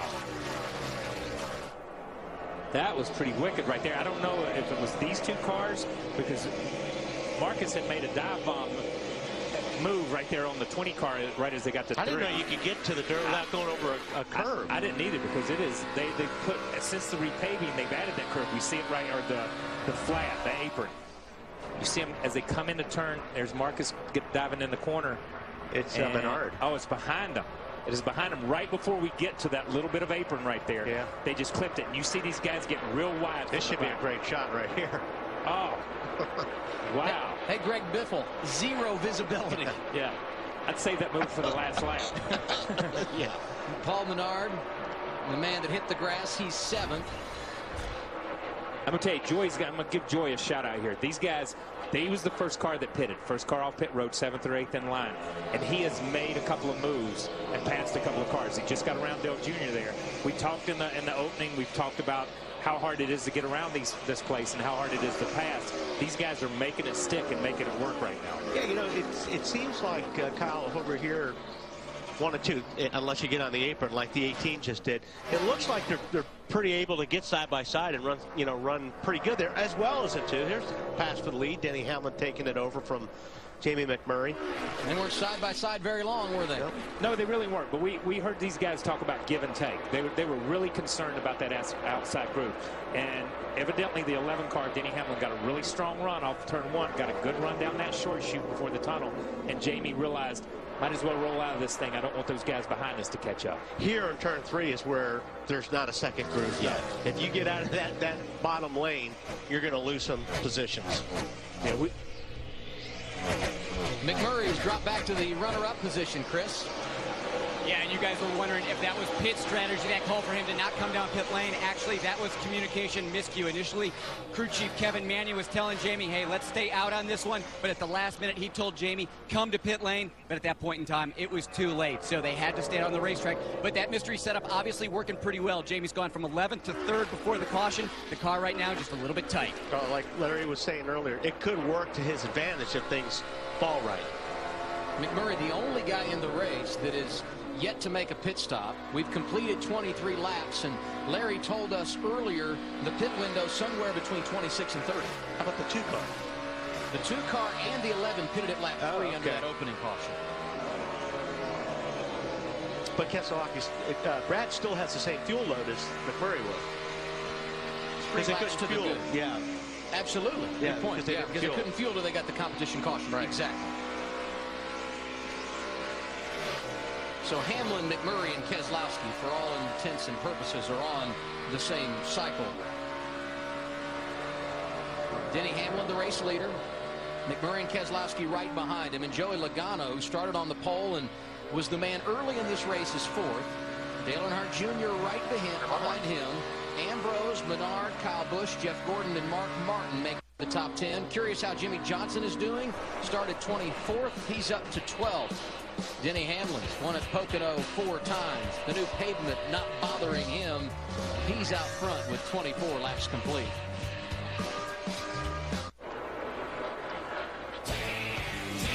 NASCAR on TNT, back at the Pocono Raceway. 28 of 160 laps complete. Denny Hamlin is the race leader. And our grand marshal today, Vanilla Ice. He's on Twitter, Wally. Here's what he had to say about Denny Hamlin taking the race lead.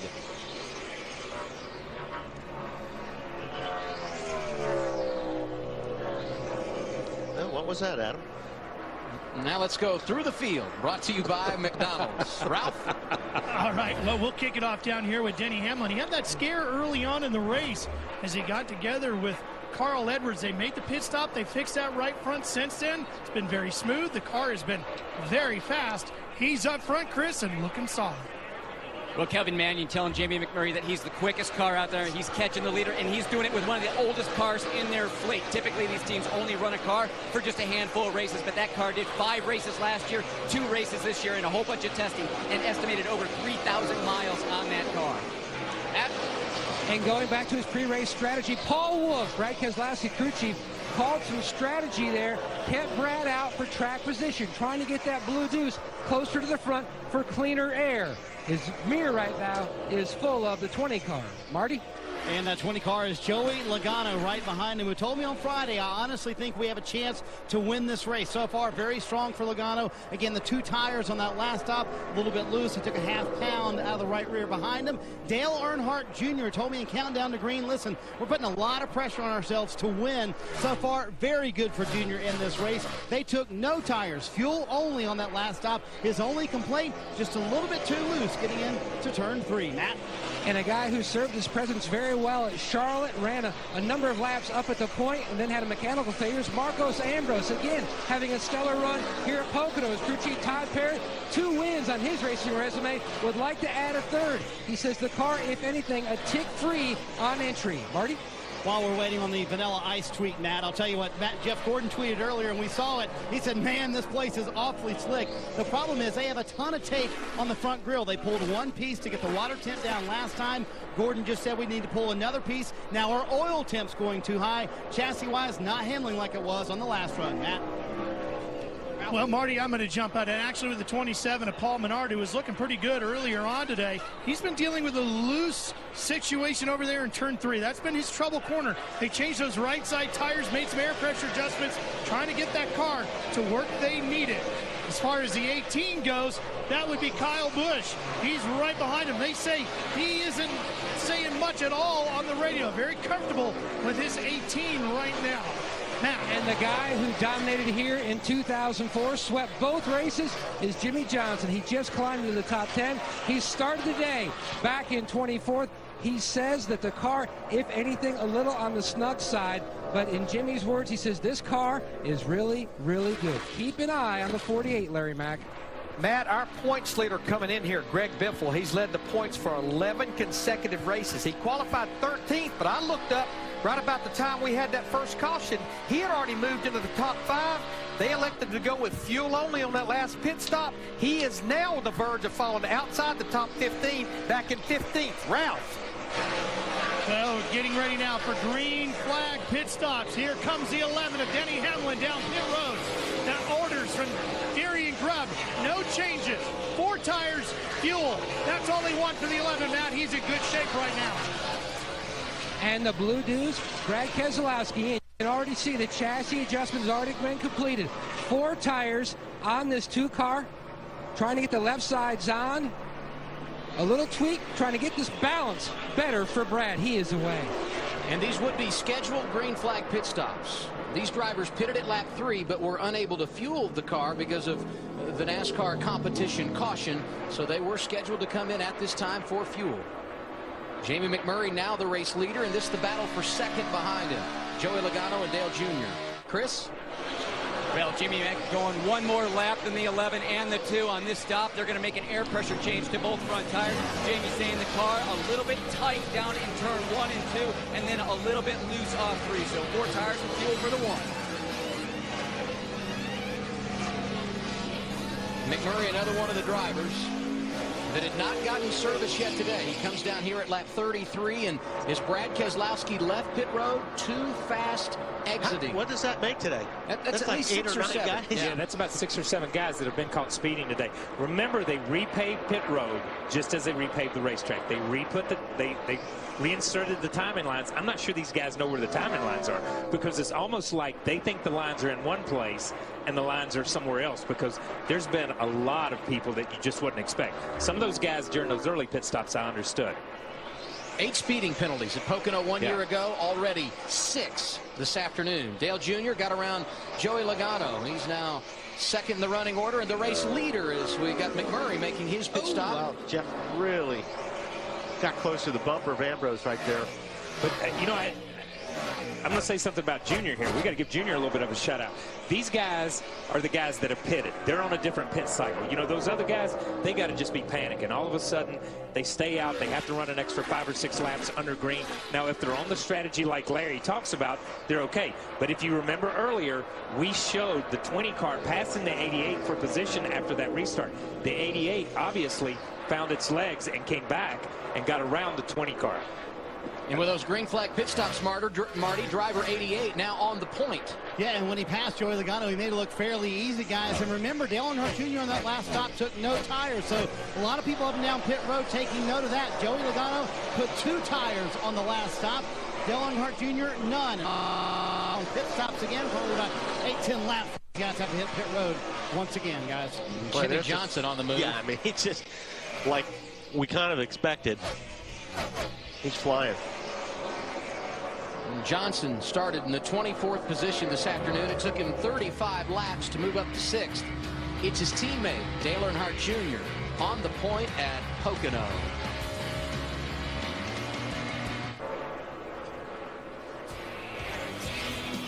The NASCAR Sprint Cup Series at Pocono Raceway in Long Pond, Pennsylvania. 38 laps into the 160 that make up today's event. 2 cautions for 9 laps. 4 leaders. And we've had 4 lead changes. On the point right now, there's Dale Earnhardt Jr. And while we were away, his teammate Jeff Gordon able to get around Joey Logano for the runner-up position. Marcus Ambrose and another Hendrick car, Jimmy Johnson, completing the top 5.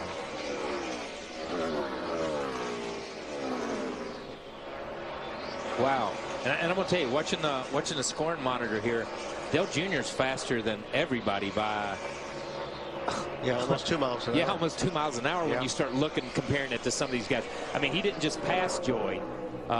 This is a Hendrick-esque performance right here. I mean, he's just driving away like Jimmy Johnson usually does. Kenseth has been pretty fast. I've been watching his lap times over about the last 5 or 6 laps. He's been consistently in the 170-mile-per-hour range. Kenseth started in the 14th position today after going around Kyle Busch, is up to 7th. And I'll tell you what, Paul Menard hanging in there early on, still running up in the top 10. Meanwhile, problems for Kyle Busch a moment ago, got a little wide. Yeah, I think this was right after the 17 had gotten around him. This is across the tunnel turn. You see he's inside there, and he gets just far enough outside the line right here that it pushes up and just scrapes it. But this is he does this every week. I mean, it doesn't really affect them a whole lot. And honestly, that's typical Pocono. Yeah. From every year, every generation, every era they ever run here, that wall was always had plenty of marks on it. Yeah, Matt is on the move.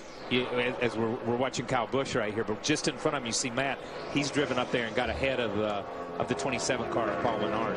Another driver doing some nice things early today, Ryan Newman. He started back in the 18th position, has worked his way inside the top 10. Now we got some green flag pit stops. Jeff Gordon leading the parade. Let's check in downstairs.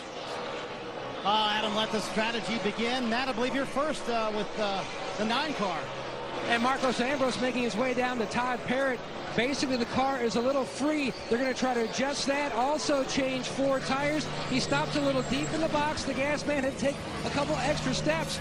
The guy who didn't want to see Ambrose pit, though, Marty, was the 48 Johnson. He was hoping to get close, trying to change the air off the nose and get the debris. He's making his water temperature climb. How about the 24, Marty? I was going to say, let the strategy begin. Todd Parrott and Alan Gustafson making the first move to pit road here. 4 tires and fuel for Jeff Gordon. A slight air pressure adjustment. Car was a little bit loose this, but he was fairly happy with it. They did pull that tape off the grill, also a tear off the windshield for Jeff Gordon, and Jeff Gordon too fast entering. That's going to hurt, guys. I mean, it's just every time somebody comes down, they're getting nailed for this. Yeah, I'm going to say there is something wrong with some of this scoring loops and something to have that many people this early in a race. I don't care. 7th penalty of the day as Jimmy Johnson makes his way down pit road. Ryan Newman, Kevin Harvick, the others getting service under green. You could see the debris on the grill of the 48. A crank of the wedge wrench there trying to tighten up JJ's car. Going to work on the left side. Meanwhile, the 14 that Stewart is in, he's looking to go possibly right side tires. We'll see if they go on that, Marty. Ryan Newman's car too tight. You see the wedge adjustment. They also cleaned the grill for Newman, leaving pit road now with 4 fresh tires.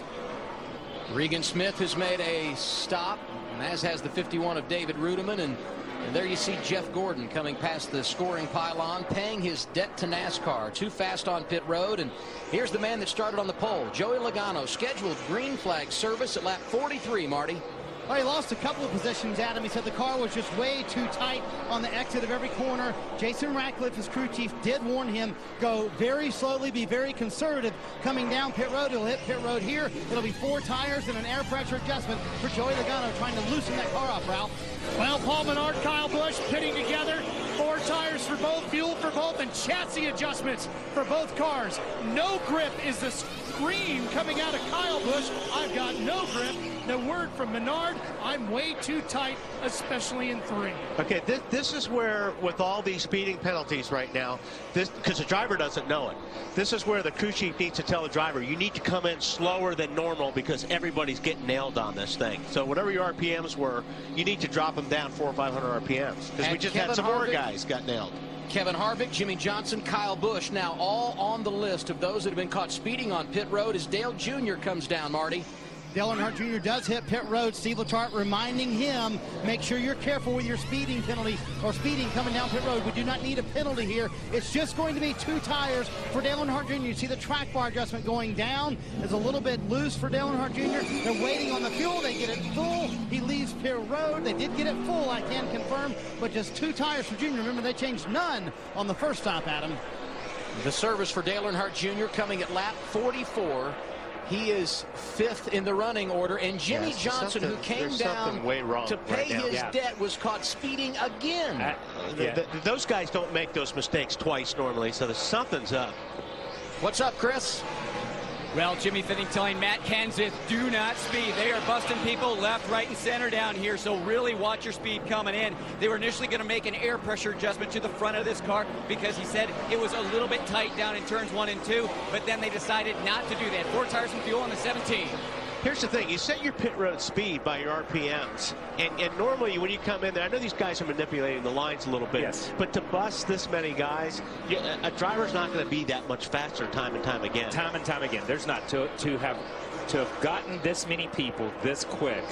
And a variety of people. It's not just 1 or 2 people. It's people from every team. It's all this. There's got to be something that's amiss in the scoring, or in that. And when you look at it, and the other thing is this: when a crew chief says, "Watch your pit road speed," how in God's name do you know to watch your pit road speed? Because it's wrong when you followed the pace car and you thought it was 4,500 RPMs and you come in at 45. That's why I'm saying the crew chief should tell me go 500 RPMs less than what we thought it was, just to be safe. And you know, guys, pit road speed is 55 miles per hour, and NASCAR gives them an additional 5, which gives them up to 60 miles per hour. That means they're exceeding even that mark. Okay, Larry, do you remember a time when this many people got caught this quick? We had, I think it may have been Richmond a few years ago, Kyle. There was something going on with the timing lines, and I think it really showed up in the Nationwide Series race. This was a few years ago, but never do I remember this many.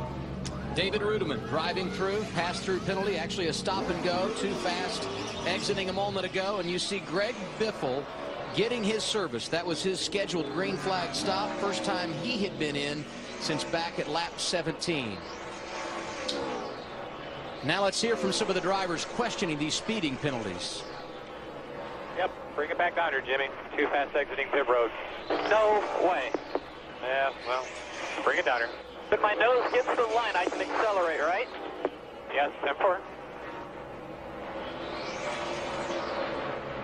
And Jimmy Johnson, you heard the consternation and frustration coming from the cockpit of the 48. And Chad Canal said earlier also, I just simply do not know what's going on. They believe it is section 10 on pit road where everyone is getting busted. In fact, Kevin Harvick said every light on his dashboard was in the green, so he doesn't know how slow he's going to have to slow up when he hit pit road again. So, Matt, are you saying that these are all happening in one section? The different cars in my area that have had issues, they're telling their driver it's all in that section near the end of pit road. Well, then there's something wrong. I have to be wrong there with the light. And here's a tweet from Samantha Bush, the wife of Kyle. Add us to the list of pit road speeding penalties, along with the 24, 48, and about 7 others in this race. If you want to be a part of the NASCAR family, go to twitter.com/#NASCAR. David Reagan had taken over the race lead.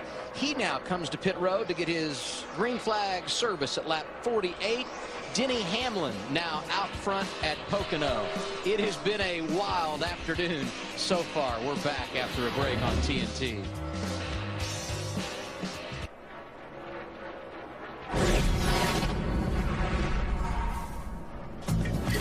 Adam Sandler here. Andy Samberg and I have a new movie coming out called That's My Boy.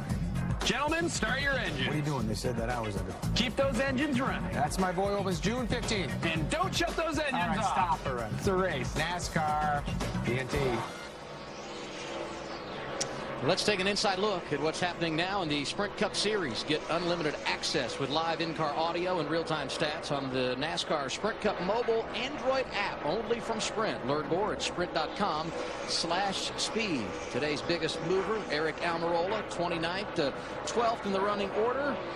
And there you see Denny Hamlin, one of the 8 lead changes we have seen today. He is currently the man on point, although he is on a different strategy. His last pit stop at lap 32, Dale Earnhardt Jr. in second right now, came down at lap 44. While we were going to break, we completed a cycle of green flag stops. David Reagan was leading, came down for his service. He was penalized. The 11th driver to be penalized speeding on pit road today. 13 different times it's happened. Jimmy Johnson caught twice, A.J. Allmendinger caught twice, and we should point out Jimmy Johnson, the first car 1 lap down in the 27th position. But the thing is, and we've heard the same thing from Jimmy Johnson, the same thing from the 24 car of Jeff Gordon, the same thing from the 29 of Kevin Harvick. My lights are green. There's no way I'm speeding. Everybody's been caught in the last segment on pit road. So there's a couple of things here. Either these drivers are lying and they're speeding, okay? Or the lines are in a different place and the teams don't know where those lines are. And these guys are accelerating before they get to the line. But you get a map of where the lines are. You're supposed to get a map. I'm not saying the map is right, though. Right. You know, have you ever been lost with a map? I've been lost plenty of times with a map. Okay. But it's almost like there's something amiss in the last box. Absolutely. When you start looking at this many different teams from this many different drivers having that exit thing, that exit penalty, it's like, are they going off the cone? Are they going off the line? Who do they know? They're not sure where that line is. There's no doubt there's something wrong down there because there's too many guys getting busted for the same thing. And the problem is, because if Kevin Harvick's light is green when he comes in, green when he goes down pit road, green when he goes for 2/3 or 3/4 of pit road, and then it's still green and he's getting caught, and you have 5 miles per hour, and he's getting caught speeding, then how can that be right? How can that be right? So either Kevin's not telling us the truth, but I don't think Kevin would do that in this situation, and especially Jimmy. Jimmy got busted twice. So when you look at it, there's got to be something in that last segment. Twice. And all these guys are getting busted for exiting. So when you look at it, there's something in that segment that's sending a false signal or sending some kind of signal that's telling NASCAR these guys are over that limit. Denny Hamlin leads this race. In third, Jamie McMurray. They're off sequence. They're running the same strategy. Larry, what do you have for us? Well, when I look at Denny Hamlin in the 11, who's leading the race, and Jamie is running third right now, if they go to lap 64 before they make their green flag stop, if we don't get a caution, which is about 9 or 10 laps from now, I think they're doing exactly what we talked about at the top of the show in the countdown to green, because if they go to lap 64, that means we know they can run 32 laps on a tank of fuel. They have then turned it into a 2-stop race. But if I'm Kevin Mannion and Darian Grubb, the crew chief for those drivers, the biggest thing I'm going to tell them, you guys have been talking about it, I don't worry about the lights. Look at the tack and back it down about 500 RPM. That could be the key to winning this race. How fast is Jimmy Johnson a lap down? And he's driving around the cars inside the top 5. Here he goes around Jamie McMurray. McMurray currently 3rd in the running order. This puts Johnson some 7 seconds behind race leader Denny Hamlin. Well, that's what's so frustrating for these guys. They've got a winning car, and they're feeling like they've got nailed for something that they really didn't do twice. Exactly. So, yeah, I'm sure he's driving pretty hard right now. I'm not sure. Because he's mad. Yeah, as hot as the Hendrick organization has been, and Jimmy Johnson in particular, I'm not sure you want to make him mad at this early in the race, because he's just as likely to lap the field. But here's the other thing, and it's something you pointed out earlier, Kyle. I mean, guys make mental mistakes. I don't care how many championships you've won. You don't make them more than once, and Jimmy got caught twice. But here's the deal, and I understand what Larry's saying. I understand what everybody's saying and the crew chiefs are saying. Just back it down a couple of hundred RPMs. Well, if I come in and my green light's on and I'm at 4,500, and I'm at 4,500 all the way down pit road, and I don't get busted on entry, middle, I only get busted on exit at 4,500. Why should I back it down 200? I mean, I know I need to back it down so I won't get busted. Don't get me wrong. But there's got to be something wrong in that place. But that's where these guys got to give them a little bit more information on what's going on. Crew chiefs to drivers. Exactly. Interesting day here at Pocono. Denny Hamlin, the man who leads him, Dale Jr., Jamie McMurray, Matt Kenseth, Joey Logano, the top 5.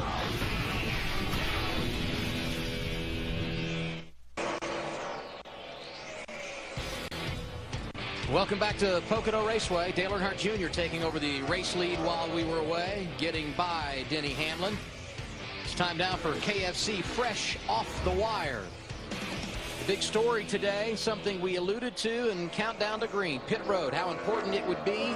13 speeding penalties today among 11 different drivers, the record since they began keeping that stat. 14 at Kansas back in October of 2006.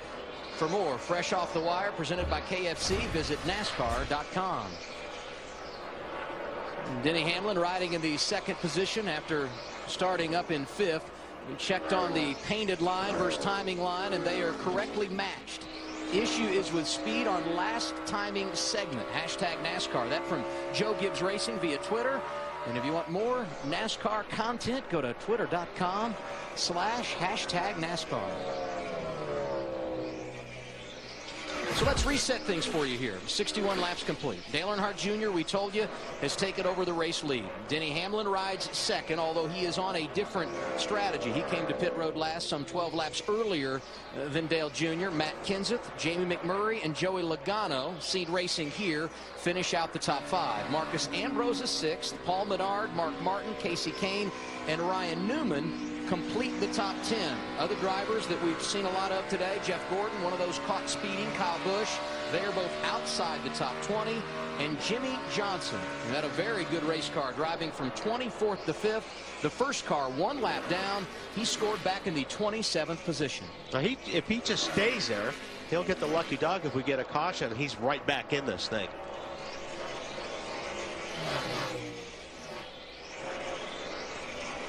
Hey, Kenseth is still cranking out some pretty good laps. He's sitting in 3rd spot right now, about 5 seconds behind the leader.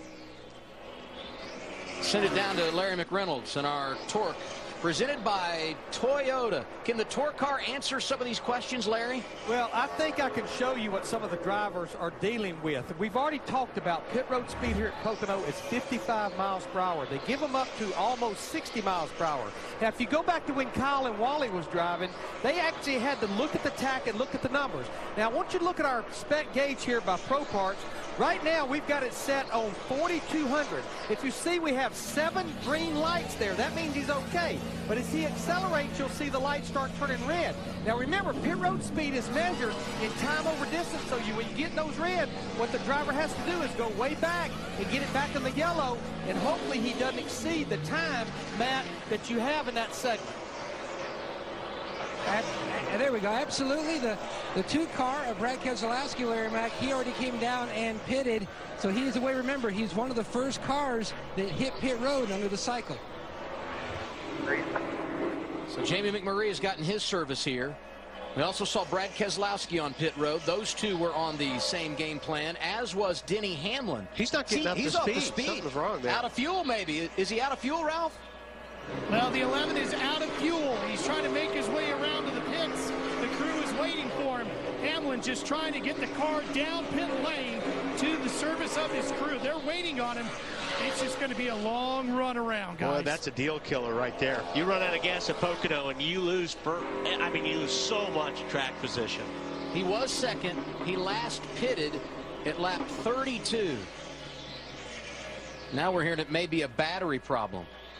Well, after a 4 count. 3, 2, 1. Go, Ralph. Denny Hamlin is in. They've been dealing with some issues with this car as far as it not handling the way he needs it to. It's been getting tight in the middle of the run, especially in the center of the corner. So they're going to change 4 times for fuel, and they're making air pressure adjustment. Be interested to see what he lost on the track once he gets back going, but it'll be a ton. It looks like he ran out going into 2. And now we get a caution. Our third one of the day. Which, if Denny's not a lap down, puts him in a great place. Hit the right side of the tunnel, guys. I think he is a lap down. Turn right in the center of the tunnel. Looks like Allmendinger got a piece of the wall. Scoring monitor showing that Hamlin is the second car 1 lap down. And here's A.J. Allmendinger. Been a tough day for him, involved in an accident on the opening lap of the race. And this one looks to be a little more difficult to deal with.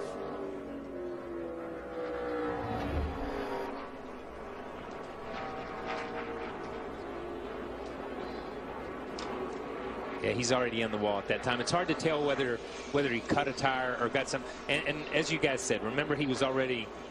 What the heck was that? It was way. Yeah, I think he went. When he got in the dirt, it kicked him up the racetrack. And that could well have been. He could have cut in the corner way too soon and sent himself up the racetrack. He was running in the 19th position. This accident happened over in the tunnel turn. The other 2 problems we had today coming off turn 3. 66 laps complete. Dale Earnhardt Jr., Matt Kenseth, Joey Logano, Marcus Ambrose, and Paul Menard, the top 5. Mark Martin, Casey Kane, Ryan Newman, Jeff Burton, and Eric Almirola are the top 10. I'm going to tell you something. He hit, as we've seen, get out of the car. He sat there for a while to catch his breath and get that and walks over to the wall and kneels down. That's a tough place to hit. That tunnel turn is a tough place to hit. You know, through the years, there's been guys like Bobby Allison's whose career ended over there. My father broke his neck over there, broke a wheel. It's just such a bad angle to hit. The soft wall is tremendous because in this situation, for him to be able to walk away is a tribute to the soft wall and to these cars. So A.J. Allmendinger will climb in the ambulance. Anytime you cannot drive your car back to the garage or pit area, you have to go to the infield care center. A.J. will do that. Good to see him walking from the race car, albeit a bit gingerly. Looking here at the scoring monitor right now, showing Dave Blaney is the first car 1 lap down, which would mean he gets the free pass. Jimmy Johnson does not. So Dale Earnhardt Jr. putting Blaney a lap down. That's a tough break for his teammate. Chris, here they come. Yeah, once again, Jimmy Fitting telling Matt Kenseth, keep it below 4,500 RPM. We don't want to get busted for speeding here. Matt Kenseth saying the car just a little bit tight in the corners. Real good down in turn 1, but he wants to get through turn 3 better. They're going to do an air pressure change on both front tires. Marty? For Dale Earnhardt Jr., this will be the first time all day long they've put on 4 tires, and it'll be the first time he has new left side tires on. A very slight air pressure adjustment to deal with that because I think the car will be a little bit freer this time, but it will be 4 tires for Dale Earnhardt Jr., who had no complaints with the chassis. In front of him, Joey Logano. It'll be 4 tires for him, who sets in a 4-wheel drift. Jr. will win the race off pit road among those who took 4, but Casey Kane wins the race off overall, Adam. Casey Kane has spent a good deal of time outside the top 10 today. 2-tire stop gains him 5 spots. Greg Biffle up 9 positions. We'll reset the running order when we return to Pocono on TNT.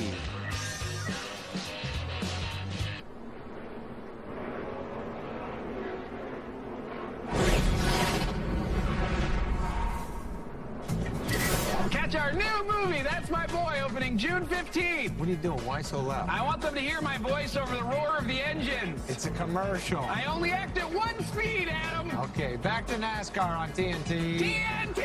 Oh.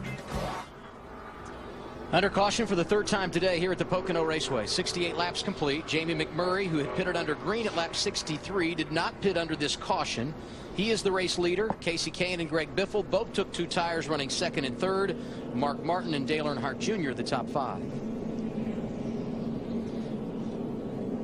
14 drivers have been caught speeding today on pit road, and here's the final segment. Wally?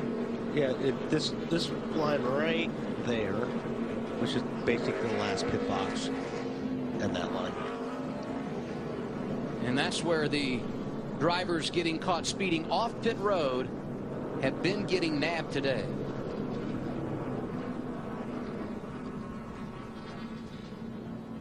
Jeff Burton, the most recent to get caught speeding on pit road. We're going to step aside while we're under caution.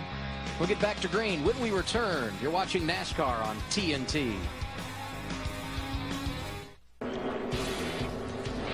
Well, let's update our AT&T Fastest Driver Challenge. Among the top 4 qualifiers today, Joey Logano, best in the running order. He is currently scored in the 6th position. Remember to text FAST to 34763 or visit attfastestdriver.com. You could win 4G's $4,000. AT&T, rethink possible.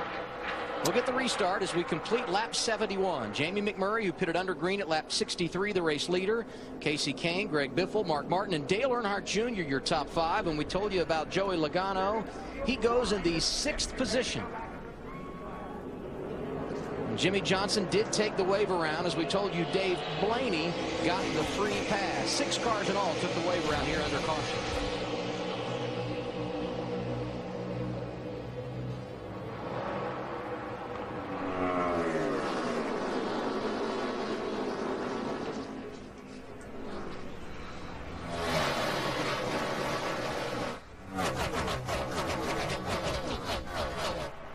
Jeff Burton, who was penalized for speeding on pit road a moment ago, going to have a pass-through penalty for not letting up in the proper spot. You know what? I'm not coming to the pits the rest of the day. What does not letting up in the proper spot mean? That's the word we got. What does that mean? Here comes Jamie McMurray. You're just ignoring up me. On the restart. Letting up in the proper spot. No, yeah. Lining up. Lining up. Oh. Yeah. Okay, gotcha. Yeah. He knew what he was saying. I just didn't know what he was saying. Same situation for Carl Edwards earlier. And we did hear right before we went back to, came back.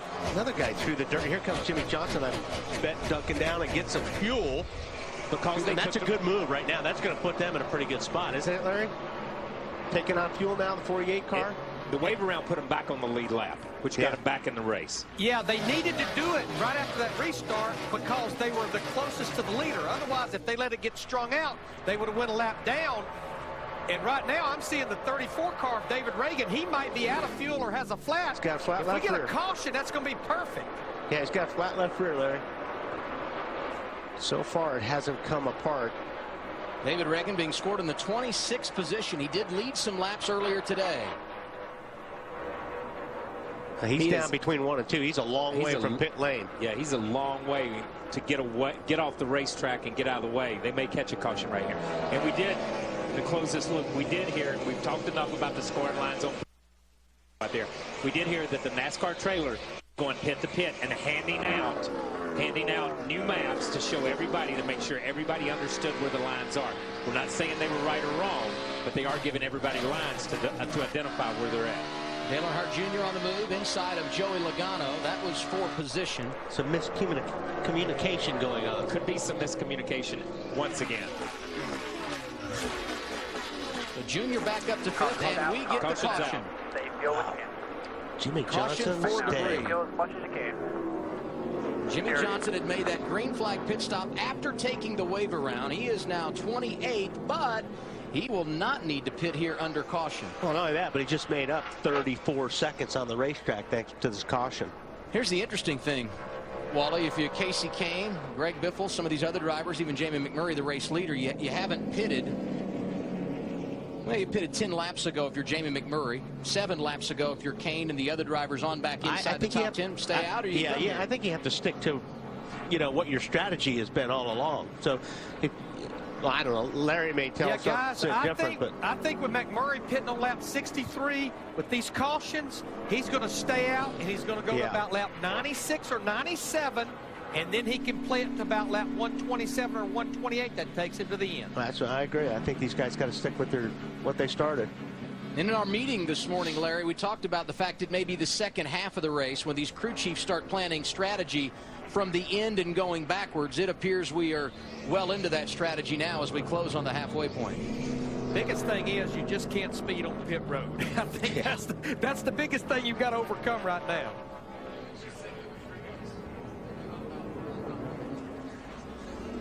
Well, I'm pretty sure by now everybody's gotten the word that there's been some issues, lots of issues, and just slow it way down. And if you're just joining us today here on TNT, 14 different speeding penalties have been handed out by NASCAR today. Most of them at pit exit in the final timing segment. Jamie McMurray got a break with a caution a while ago. He last pitted at lap 63. He is the race leader. And Casey Kane, who also played a bit of strategy of his own, taking 2 tires in the last cycle of stops, is the runner-up. He's finished in the top 10 of the last 7 races in Sprint Cup competition, including the Coca-Cola 600 a couple of weeks ago. And Jamie McMurray is going to come to pit road, and he'll bring Casey Kane with him here. The top 2 going to make a stop. That's what we know. Chris? Yeah, initially, Jamie McMurray was off sequence from the rest of the field. Now, off sequence once again. Last time he was here was back on lap 64. Going to do track bar only, fuel only. Man, that having that track position, it's always better being out front too. Brad Keselowski, Jimmy Johnson, Denny Hamlin, Casey Kane among the other drivers who make a pit stop under caution at lap 75. Under caution for debris, David Reagan having problems. Greg Biffle is the race leader at Pocono.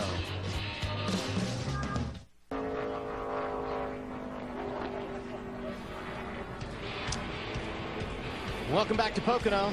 That's Kyle Busch going to the garage. Engine problems. That'd be the second week in a row for him. 29th after a blown engine at Dover last week. Log on to NASCAR.com to experience TNT Race Buddy, presented by Frost Brewed Coors Light, the official beer of NASCAR, with 10 camera views, live chats, and special reports from the pits from Miss Coors Light. TNT Race Buddy on NASCAR.com.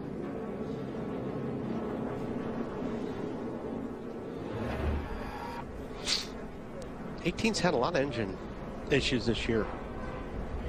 See it there? This is under caution, right? Yeah.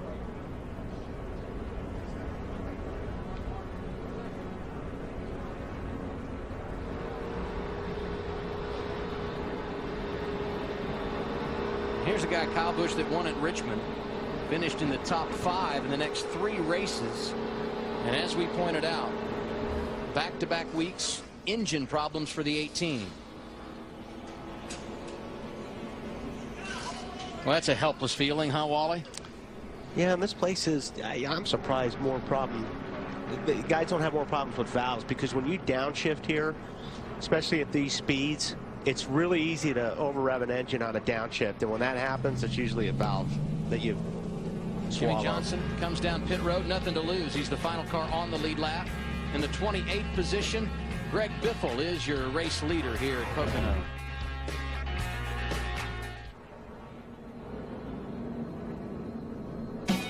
NASCAR Sprint Cup Racing from Pocono Raceway is brought to you by Sprint. Avoid a data dilemma with truly unlimited data. Go to sprint.com/speed. And by McDonald's. I'm loving it.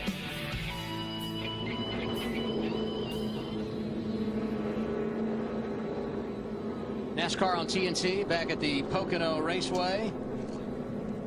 Got a few tweets for you. Talking about A.J. Allmendinger, that was pretty hard. It might have been one of the hardest hits I'll take. Sore tomorrow, but I'll be okay. The quote there. And then we got one talking about Kyle Petty. Careful, Kyle. You don't want a penalty for tweeting during the broadcast. What? If you get penalized for tweeting during the broadcast, Kyle's going to be in a lot of trouble. A lot of trouble. I'm already about 100 laps down on that part. All right. Kyle Busch said it's getting worse. It's going to blow up. Pitting now. Yeah. We've paid that story off. He's in the garage. And here's a good one. No truth to the rumor that TNT is going to make Larry run down pit road with a transponder to check the timing segments. I got to say, I'm all in on that. I'm all in on that one, too. I'm all in on that one, Larry. You ready? If y'all give me about 5 minutes, I will get a transponder put on my torque, and we'll go down pit road, and we'll see exactly what's what. I don't know what part your torque is, but if you want to strap one to your ankle, that'll be okay. I'm not sure I can run fast enough to be speedy. You need Ralph Shaheen's skateboard. Ralph, among the many that were a part of the One Lap on Skateboards here yesterday, a fundraiser at the Pocono Raceway. So Greg Biffle leads this race. Mark Martin, Dale Earnhardt Jr., Joey Logano, and Matt Kenseth are your top 5. And the big storyline early today has been the 14 speeding penalties. And it's been an interesting afternoon for Carl Edwards as well, Larry. Well, it has, and I'm going to go into Larry Mack's toolbox under the driver profile, and when you think about it, Carl Edwards qualified in the 2nd position. Now, what I've got here, this is position, this is the laps, but remember, on that very first lap, he had got in trouble with Denny Hamlin and fell all the way back to 42nd position, and then he started his march back up, and then right in here is where we got into green flag pit stops, and he fell back just a little bit. But on that last caution right here, about lap 67, Bob Osborne decided to go with 2 tires, and if you look now, Carl Edwards is all the way back up in the top 10. All right, thank you, Larry. Jimmy Johnson caught speeding on pit road twice today. He's in the 26th position. He's come down pit road several times under caution. Let's listen in to what they're saying in the 48 camp this afternoon here at Pocono. All right, we're back on the lead lap, and here we come. Ta-da! Well, the exciting news is we're like 27th. It's only just a little worse than when we qualified. We got all the way up to like 4th there before we had our problems. That's 4 coming up, going to the front.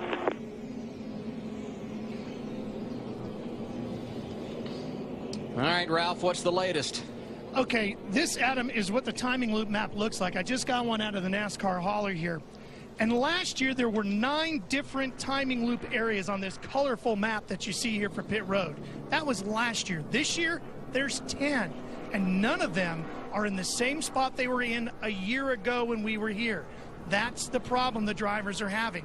Where they think the lines are is not where they were, or is not where they are, based on where the map was last year. Now, the good news, when we come back here in August, all of these lines will be in the exact same spot, so we shouldn't have this issue. Of course, this was just a big part of what happened when they did the repave job here. And that's a good explanation, because, I mean, we've been talking about it all day. These guys had to or have to not know where those lines were when it first started. There's no way they can be right in 1 second. But NASCAR gives everybody that same thing that Ralph was holding. Yeah, but evidently, so unless they didn't double check evidently they didn't somebody didn't double check or whatever, because I mean that they took for granted it was the same. Took for granted that it was the same. Yeah. Ralph.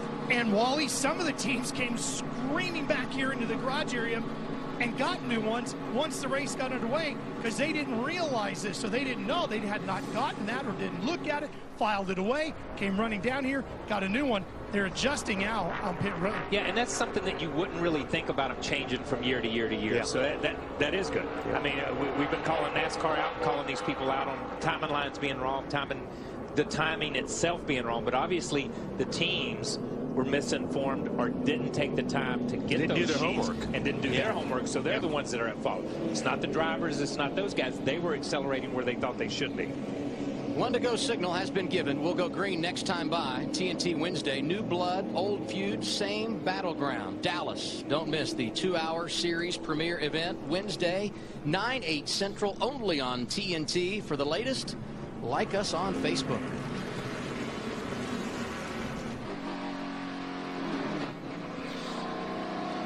Larry, this timing line thing going to be the water cooler talk tomorrow, no doubt. What do you have to add? Well, I just want to make sure and clear up how it's monitored. And I was into it a little bit when I was out at the torque car a while ago, and then we had a rash of green flag pit stops break out, like by Jamie McMurray.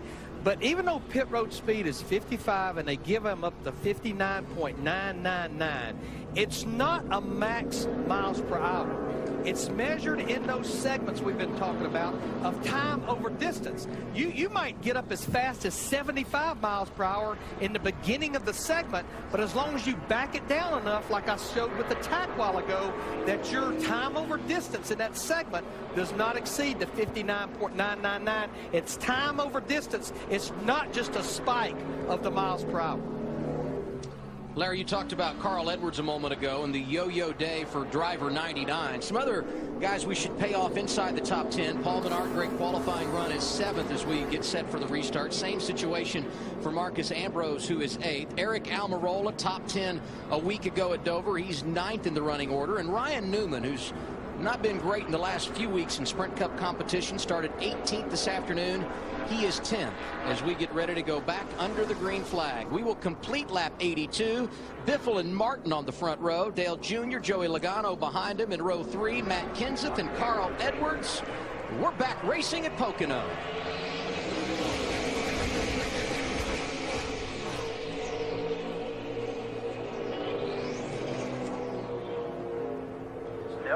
Dale Jr. driving the inside of Greg Biffle for the race lead.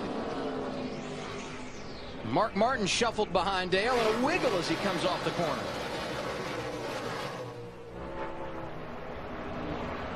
And the momentum coming off of turn 1. Junior going to slide back to the 3rd position, and he's got company because Matt Kenseth's coming to the inside of him for position.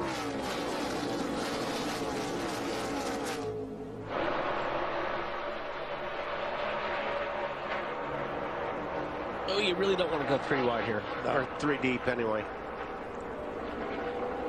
Carl gave Joey a lot of room right there. Oh, look at Ambrose gets down on the apron, gets a little sideways, and Carl had to check up. It's going to lose 5 spots. But Carl checked up a little bit to give Joey a little room to get down, and when he did, Marcus stuck the nose in there, which forced Carl to the outside, and just one good deed, and he loses 5 places. Still shows how slippery that outside is. Yeah, that they don't want to go out there. Menard inside of Newman. It's off of turn 1. That's for the 7th position. Kevin Harvick caught speeding on pit road today. Same situation for Clint Boyer. Both have worked their way back up toward the top 10. Same situation for Jeff Gordon. You see him right there, 5-time winner at the track. Right behind Carl Edwards in the 99. Yeah, you want to stay on the inside going through turn 2. You do not want to be in the middle or the outside. Either McMurray gets a little bit sideways, a little loose.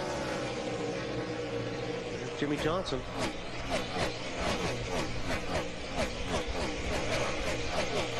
The 18 continues in the garage. What's the latest on Kyle Busch, Ralph? Well, Adam, he's still sitting in the car, and, he radioed into the crew and said the only reason why he knew something was wrong with the engine was because he could see and smell some smoke, and he said the thing felt pretty good.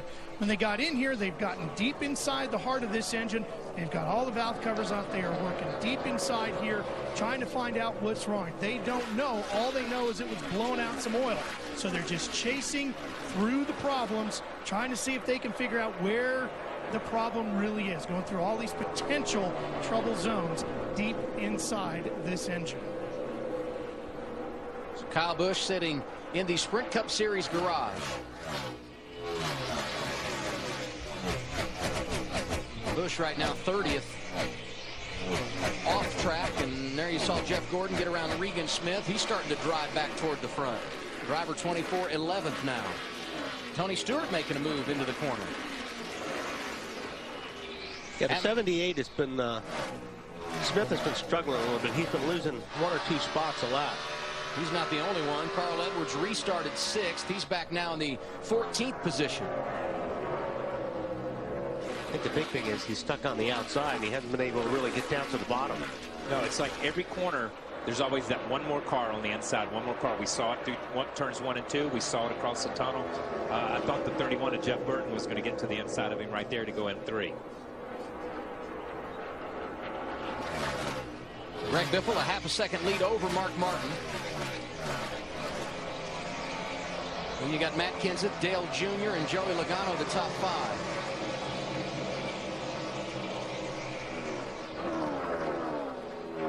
What's the latest on Jeff Gordon, Marty? Well, he was able to get around this group you're watching right now, Regan Smith and those guys. But when he did, he made contact with Regan Smith on the restart of the race, and they bent in the front grill a little bit. They've been dealing with oil and water temperatures all day long now. Jeff saying the water going up once again after that contact with Regan Smith, Adam. Jeff closing here on Clint Boyer. This would put him back inside the top 10. You may remember under that last caution, we were surprised that the first two men on track, Jamie McMurray and Casey Kane, elected to come down pit road. That was at lap 75. They're now 18th and 19th. Tell you, 24 looked really good through 3. Yeah, that's what I was getting ready to say. He got a good run through 3 and 4, but that's Hendrick power right there, because he come off the corner and just pulled out. Instantly, when he started up off that corner, he knew he had enough juice to get around that 15 car of Clint Boyer. He never tried to set in line and draft him. He pulled right out. The best of the Hendrick cars today, Dale Earnhardt Jr. He's fourth behind Greg Biffle, Mark Martin, and Matt Kenseth.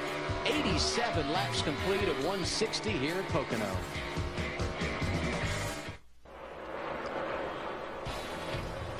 The Coca-Cola in-car camera on TNT Race Buddy. Let you ride shotgun with a Coca-Cola Racing family driver.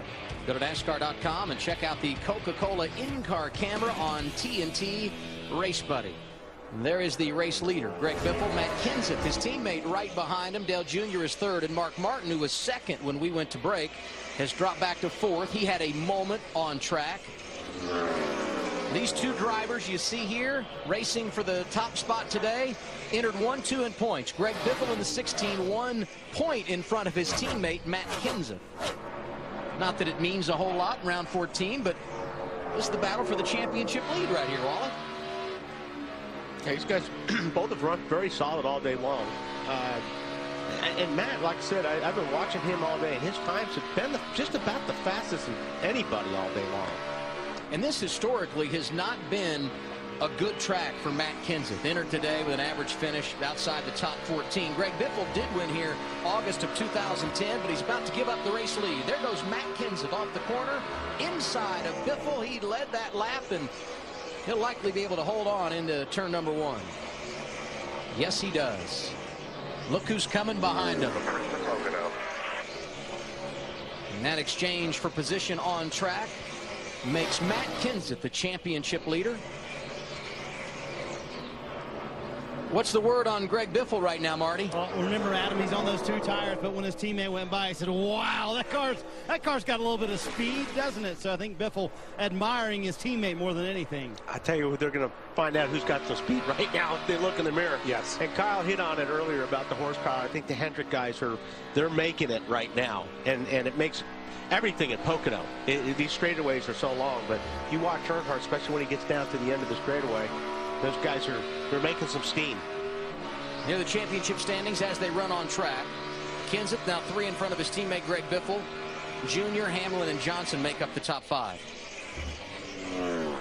You know, these 3 guys, first 3 guys in points, most solid guys all year long, they're right there. And we look at Biffle. Biffle has run really, really strong. Matt, you know, obviously has won a race and has run up front, but the Matt and the 88 of Junior, they've just been workhorses all year long. And this was, if we go back to last year, Pocono, Sonoma, this middle part of the year, as we see the 88 roll in on the 16 right here, this is where Junior kind of lost their way. They kind of, and it's not that they ran bad in the 6 TNT races. They just had horrendous luck. I remember out at Sonoma, he gotten a wreck early. So, I mean, this is a place that they know they've got to break through in these 6 TNT races and say, okay, we ground through the summer. Now we're ready for a championship. Dale Jr. finished inside the top 5 last week at Dover. You see Biffle getting out of his way here, realizing that Jr. is quicker. So the 88 up now to second behind Matt Kenseth. But after that top 5 finish last week at the Monster Mile, Dale Jr. said, we're going into that time of year where we have struggled traditionally. We need to get it together in the summer. It appears Dale Jr. doing exactly that today. Larry, 95 of 160 is what we're working on right now. How's the strategy plan coming together? Well, my calculator has smoke coming out of it down here in my little room. But when I look at our top 9 drivers, from Kenseth all the way back to Kevin Harvick, they all pitted on that 3rd caution back at lap 67. If they want to truly make this a one-stop race after their next stop, we're going to have to see them go to about lap 98 or 99, and that way they'll come again at lap 129 to 130. I'm anxious to talk to Kevin Mannion. I agree with Jamie McMurray. I'm not sure why they pitted, because I think everybody has to make 2 more stops from this point on.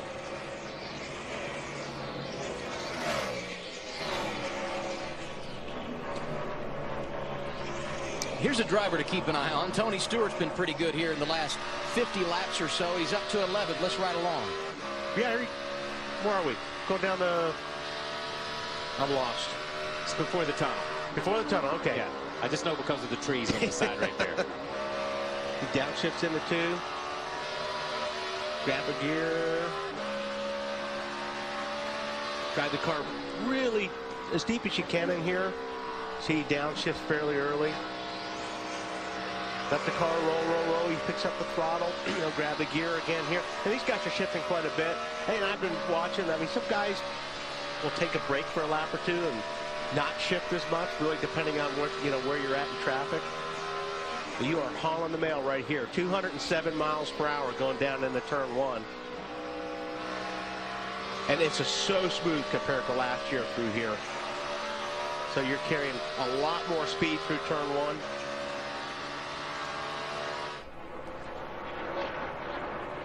Kevin Harvick, Jeff Gordon, both penalized earlier today for speeding on pit road. Gordon going to take the 9th position away from Harvick. Brad Keselowski, man who won here in August, just came down pit road. He was reporting smoke inside his race car. Yeah, Stewart's going to take advantage of that. He's right next to Harvick now, coming out of 3. Hey, Tony Stewart is on quite a little roll here. Just puts him inside the top 10.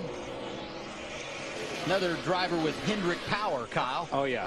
And while he was talking earlier about shifting and not, when we had Denny Hamlin this morning down on the rig, the countdown to green rig, when we were sitting there, he said, if I can get in clean air and get to a place, I probably won't shift it that's what I've been watching that. I'm just going to let it go because I don't need it. If I'm in traffic, I will. So they're so close on their handling and on their engine combinations. Stewart and Harvick, 10th and 11th on track right now, Matt. Adam, a good example of comers and goers. Stewart's car getting better and better, especially at the last adjustment. They were working on the free on entry. Meanwhile, Harvick still searching for his first Pocono win. He says his car is getting tighter and tighter everywhere, all 3 corners here at Pocono. We make a call on strategy, as Larry just pointed out a few moments ago. These lead cars, the first 13 or so, last pitted at lap 67. We may see them in a cycle of green flag stops here real soon.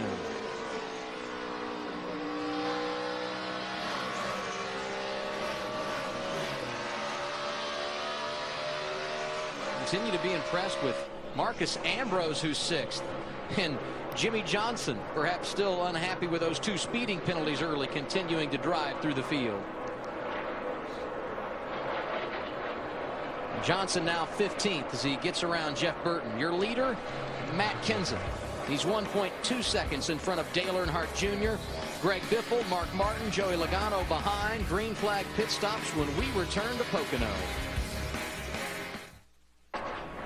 Back at Pocono, where race leader Matt Kenseth is on pit road, Chris. Yeah, right now he's saying the car a little bit tight in the tunnel turn, a little bit tight in turn 3. They've been doing air pressure adjustments all day on the front of that car. Now they're just going to focus on the right side. Marty.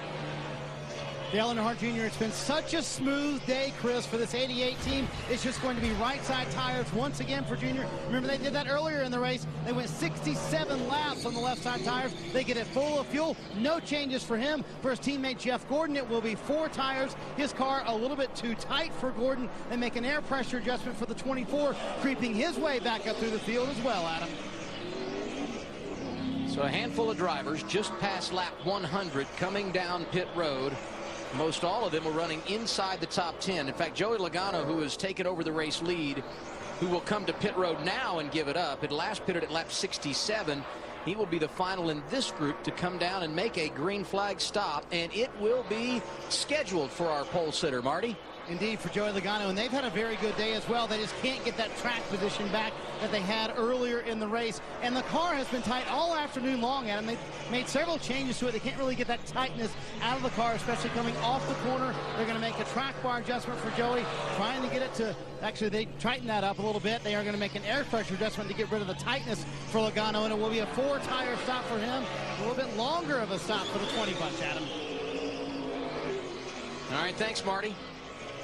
As he exits, Juan Pablo Montoya, who last made pit stop at lap 75, is the race leader. Denny Hamlin, Jamie McMurray, David Rudiman, and David Gilliland are the top 5 right now. And let's go back to that 20 stop. You just heard Marty say that might have been a little bit longer. It was a 14, 15-second pit stop. Remember what Larry said early on. They've got to make sure these things are full of fuel before they let them go. Ralph, here comes Denny Hamlin. Yeah, here he comes, Adam.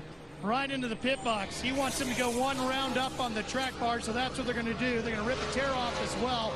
4 tires should be going on the 11. The big key, of course, as they were talking about, get all the fuel in the car, Chris. Well, Jimmy Mack in for his second to last stop.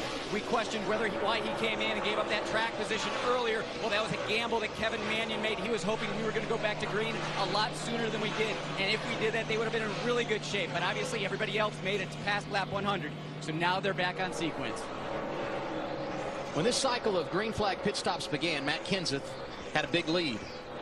If you look back, now Dale Earnhardt Jr., who was running second when this cycle began, is running 5th. Kenseth running 6th, so great job by the 88 bunch in their cycle of green flag stops to put him in front of Matt Kenseth. And when things cycle through, they will be running 1-2 on track. You know, like the top 5 guys are on such different pit deals as far as when they've last pitted for fuel. Then after that, starting with Earnhardt, you've got a bunch of guys that are kind of on the same sequence. Yes.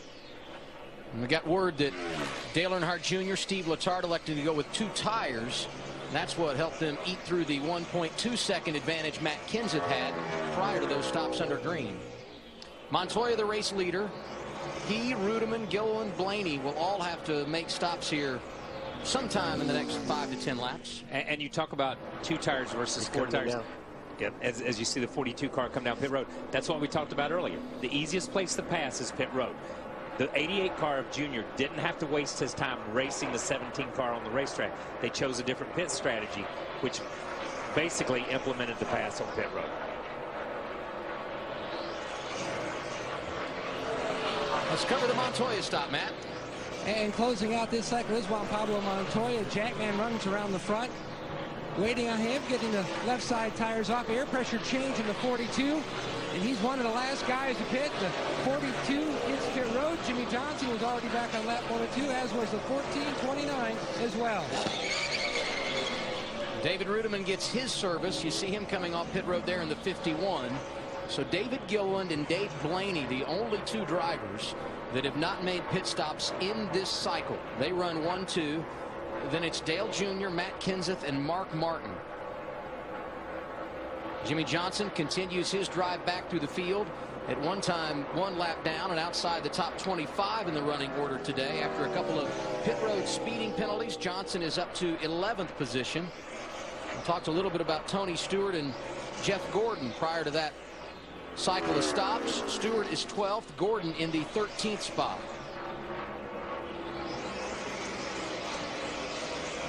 So Dale Jr. now up to 2nd as Dave Blaney makes his pit stop, Marty.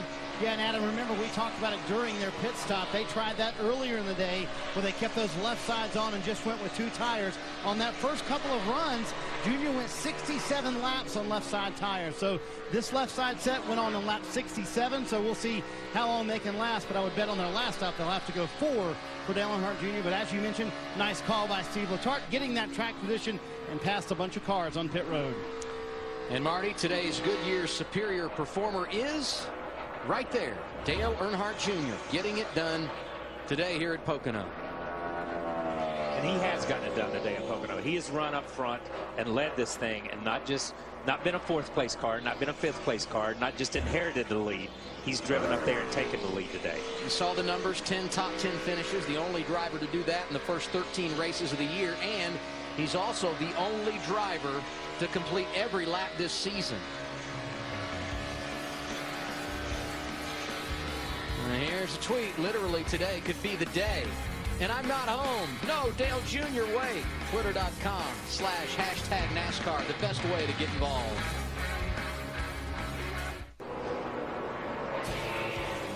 Green flag pit stops have cycled through here at Pocono. The race leader with 49 laps to go, Dale Earnhardt Jr. Matt Kenseth just over a second behind. Mark Martin, Marcus Ambrose, Joey Logano, the top 5. Let's take an inside look at the NASCAR Sprint Cup Series. Get unlimited access with live in-car audio and real-time stats on the NASCAR Sprint Cup mobile Android app, only from Sprint. Learn more at sprint.com/speed. Fastest 4-tire stop today, Paul Menard and his crew, 12.3 seconds. Nice job, boys. And today's lead changes. 16 among 9 different drivers. Dale Earnhardt Jr., the man that has the field in tow right now. Great bounce back day for some of Dale's teammates over at Hendrick Motorsports. Jeff Gordon was caught speeding earlier. He's 8th. He won this race a year ago, and you pointed out during the break, Wally, that Jimmy Johnson is recovered and now running 7th right in front of Gordon on track. Which is not really amazing. I guess I'm used to seeing these guys do that. But they've been fast all day. They're now finally in a position where if they can make up that 12 seconds on a caution or something like that, these guys have got a very good shot of winning the race as well. Cue the music. Here comes Matt Kenseth trying to run down Dale Jr., who has not won in 142 races. In that span, 7 times he's been a runner-up. And real soon he's going to be running second to Matt Kenseth because the 17 car is fast. Yeah, I believe he's been the fastest car all day. Him and Jimmy Johnson have really put up the biggest numbers on the board consistently. Greg Biffle, who was running inside the top 5, now finds himself in 17th, Marty. Yeah, Adam, and we talked about the beginning of the day, our championship leader clinging to a 1-point lead in the championship. Very good chance he leaves Pocono not the championship leader. He has gone down a cylinder on 7 cylinders right now. Matt Pusha did check with a NASCAR official. Minimum speed, the time is 55.19.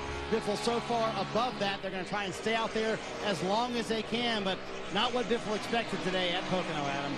You can just listen to the engine, and doesn't have that nice sweet tune to it. It definitely is down a cylinder. No, and the problem with stuff like this is that minimum speed goes off of the pole speed. Yeah. Okay, so when they figure what your minimum speed should be, it's not off your race pace. You know what I mean? The problem is that there's a really good chance it's really going to blow up between the races, between now and the end of the race. Yeah, Larry talked about it this morning a little bit. Larry, what can you tell us about this situation? Well, if you remember a while ago, we saw Tony Stewart in his 14 core going in for the turn 1 at 207 miles per hour. Miles per hour is RPM. I talked to a lot of engine guys this week, and they were not really concerned about the RPM at the end of the straightaway. They said we're only seeing 92, 9,300. Kyle and I were talking in the pre-race and the countdown to green about the downshift when these guys would go in the corner, and they were seeing over 10 grand as far as RPM. Now, I'm going to use our Toyota Cutaway engine by Cutaway Creations here. What goes on is the valve springs. That's where you get in trouble with over 10,000 RPM. Now, possibly you may be in trouble with the valve. Now, as long as that valve, like in Greg Biffle's car, does not break off and go on top of the piston where it hits the top of the cylinder head, he can nurse this thing home. But when you think about it, Kyle Busch, that's 2 weeks in a row that they've had engine failure, and I think it's been the same thing, possibly too many RPM.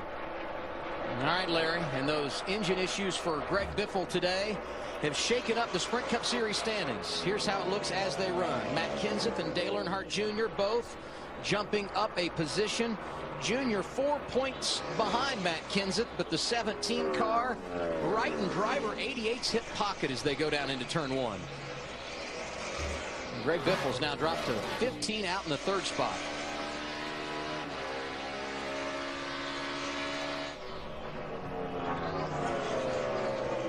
I think right now it looks like the Hendrick car probably got a little bit on the straightaways, but Kenseth looks like he's handling a little bit better. 44 laps to go. Dale Earnhardt Jr. in the lead at Pocono for now. Here comes Matt Kenseth.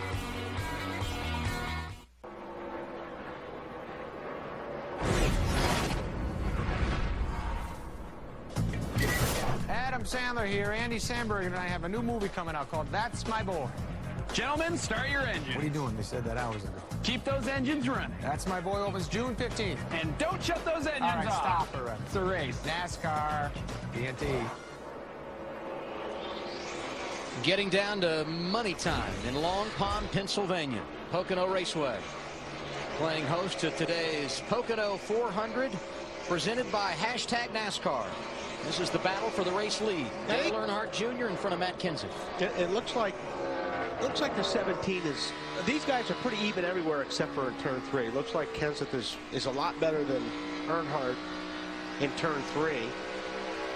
But then Earnhardt's got a little bit more motor, it looks like, down the straightaway. Junior not the only Hendrick car that's getting it done. Casey Kane going around his teammate Jeff Gordon. That was for 7th. Remember, Dale Earnhardt Jr. got the race lead on a cycle of green flag pit stops. So what strategies will play out the rest of the way, Larry McReynolds? Well, I'm hesitant to say what will play out, but I can tell you what I think should play out. If you look back at the last set of green flag pit stops about 20 or 21 laps ago, all the drivers except for Jimmy Johnson, Dale Earnhardt Jr., and Jamie McMurray, they changed 4 tires. Johnson, Earnhardt, McMurray went with 2 tires. Now with this next green flag pit stop, which should be the final stop coming in about 8 to 10 laps, I think no matter what, you have to go with just 2 right side tires. If you go with 4, you're going to lose way too much ground. But as we talked at the top of the show, you better make sure it's packed full of fuel. Dale Earnhardt Jr., Matt Kenseth have never won here, but their crew chiefs have. Steve Letarte led Jeff Gordon to victory lane in June 2007. It was Jimmy Finney that got Kurt Busch there in July of 05. Green flag pit stops on the way.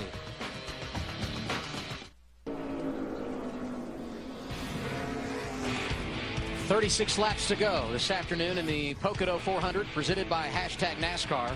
Under caution for the 5th time today. It was debris on track. Eric Almirola got into the wall. He was running in the 20th position.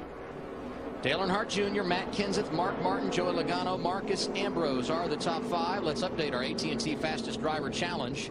It is Joey Logano running the best of those who qualified in the top 4 positions today. Sign up next week by texting FAST to 34763 or visit attfastestdriver.com. Brought to you by the nation's largest 4G network, AT&T. Rethink possible. Pit road is open and they will come down and make stops at lap 125, Chris. Yeah, Adam, and crew chiefs for both the 55 and the 17 telling their drivers they're about 5 laps short on fuel, so use long gears when they get back out on the racetrack. Mark Martin going to take 4 tires, fuel, and half a round up on the track bar. Matt Kenseth saying the car is great. Let's not do anything here. Let's just put 4 tires on it and fuel.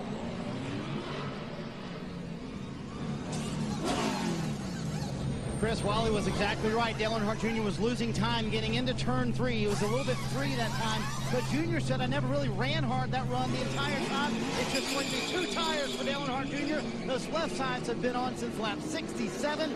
But Joey Logano wins the race off pit road, Adam. How about that? The pole sitter and the crew delivers. He took 2 tires and jumps 2 spots, and Mark Martin getting good service. He jumped 4 positions. Junior and Kenseth running 1-2 off of pit road, 3rd and 4th. We'll reset the running order when we come back.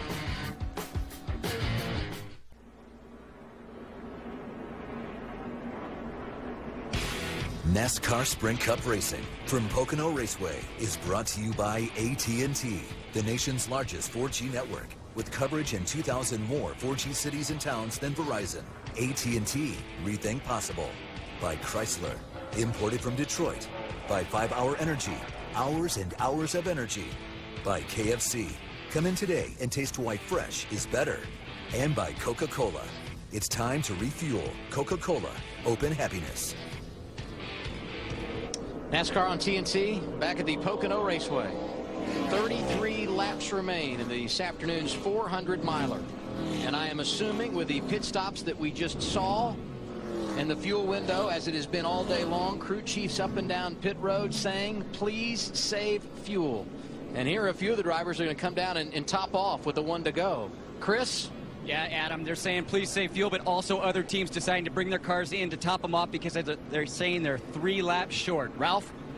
Well, the 11 is in the same position. I just got a nod from Darian Grubb, and I asked him, can you make it on fuel? He said no. They're a little tight in the center. They took 2 tires, though, Matt.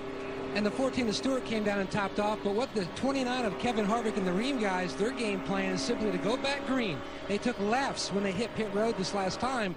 When it goes back to green, they're going to run 4 to 5 laps, then hit pit road, top off. They'll be in clean air. They feel like that'll put them in the best position. Marty? Matt, riding along with Dale Earnhardt Jr. is trying to save fuel under this caution. They're about 4.5 laps short, according to Steve Letarte. They left him on the track, and Steve telling him, save as much fuel as you can for me. Jr. said back to Steve, I'm not going to forgive you if you run me out of fuel. Wally, it's always the crew chief's fault when you run out of fuel, isn't it? Never the driver's fault. Well, I'm asking the crew chief right now, Larry, if I'm sitting in 10th spot like Gordon or some of these guys, maybe like where Stewart is, you know, when they throw the green, do I hit pit lane and top it off? Will I make it? Yeah, it's still going to be close because we've seen there's been some drivers that stretched to the 30 and 31 laps. You're going to have to run a few laps, I think, Wally, before you can guarantee the fact that you will make it. But remember what we saw Jimmy Johnson in the 48 group do earlier, ran a lap or 2 and then came to pit road because they needed fuel. Yeah. Front row on the restart. Joey Logano, Mark Martin. Right behind them, Dale Earnhardt Jr., Matt Kenseth, 3rd and 4th. There will be 32 laps to go, and they get the green flag here at Pocono.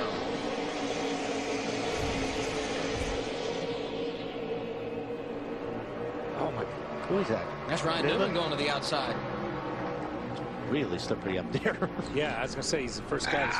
Oh, man, Earnhardt slid up the racetrack. Yeah. Almost made contact. Yeah. Ooh, he's out of the group. 48. Yeah, he's going to lose a lot of spots right there. I'm telling you, Ryan had to give Junior a little bit of room there, and when he did, he took himself out. But that was good give and take with those guys. 3 wide into the corner here. That doesn't work often either. Junior 3 wide right there. Yeah, but he's on the inside, which is okay. Which is the preferred That's where you position. want to be. Yeah. He got a really strong run across that tunnel. Oh, Casey Kane slams it down in there. That would be a power move right there. And Jeff Gordon going to try and do the same inside of Denny Hamlin. Hendrick cars other than 48 putting themselves in position. And if that didn't do any damage to the 5 car, the 5 car has been extremely fast. He had run from about 11th or 12th, Casey had, up to about 6th or 7th right before that caution came. I think there's a little smoke coming off the right side of that car, just as you were saying that, Kyle. And there could be, because he just body slammed that 11 car. How about Tony Stewart? Came down pit road, topped off for fuel. He restarted outside the top 15, if my numbers are correct, and he has already gone inside the top 10. A great late race rally for smoke. And here we are with about 30 to go, and we're right back to where the race started. Joey Logano leading and Mark Martin running second. Juan Pablo Montoya, Ryan Newman, Paul Menard. All those drivers competing for position.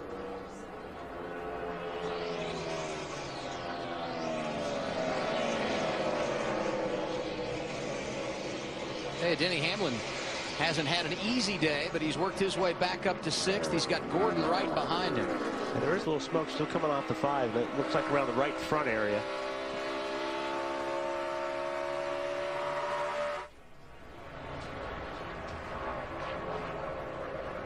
Brad Keselowski penalized, too fast exiting. I believe the count is now up to 15 speeding penalties this afternoon. Make it 18.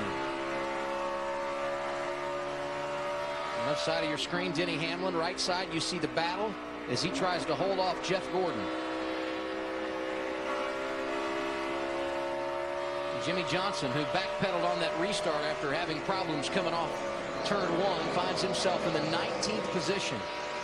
And we see Denny get a huge run up off 3 and just drive around the 5 car. And we saw the 5 car get into him. So the 5 car may be having, as Wally's pointed out a couple of times, a little bit of smoke coming off his tires. He may be having a handling issue now. Kane working on his 8th consecutive top 10 finish. Or the 11 car may just be fast. How about that?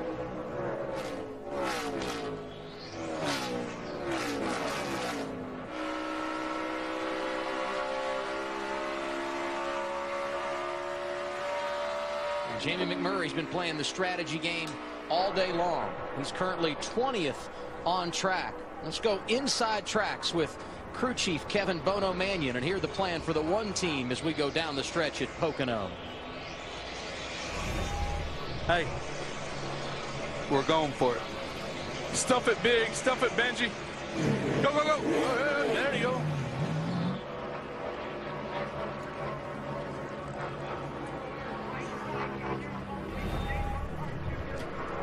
Inside tracks, one of the cool behind-the-scenes features of NASCAR on TNT. Special thanks to crew chief Kevin Bono Mannion, Dave Winston, the race engineer, and Brett Cumming, the pit coach for Jamie McMurray's Banana Boat Chevrolet.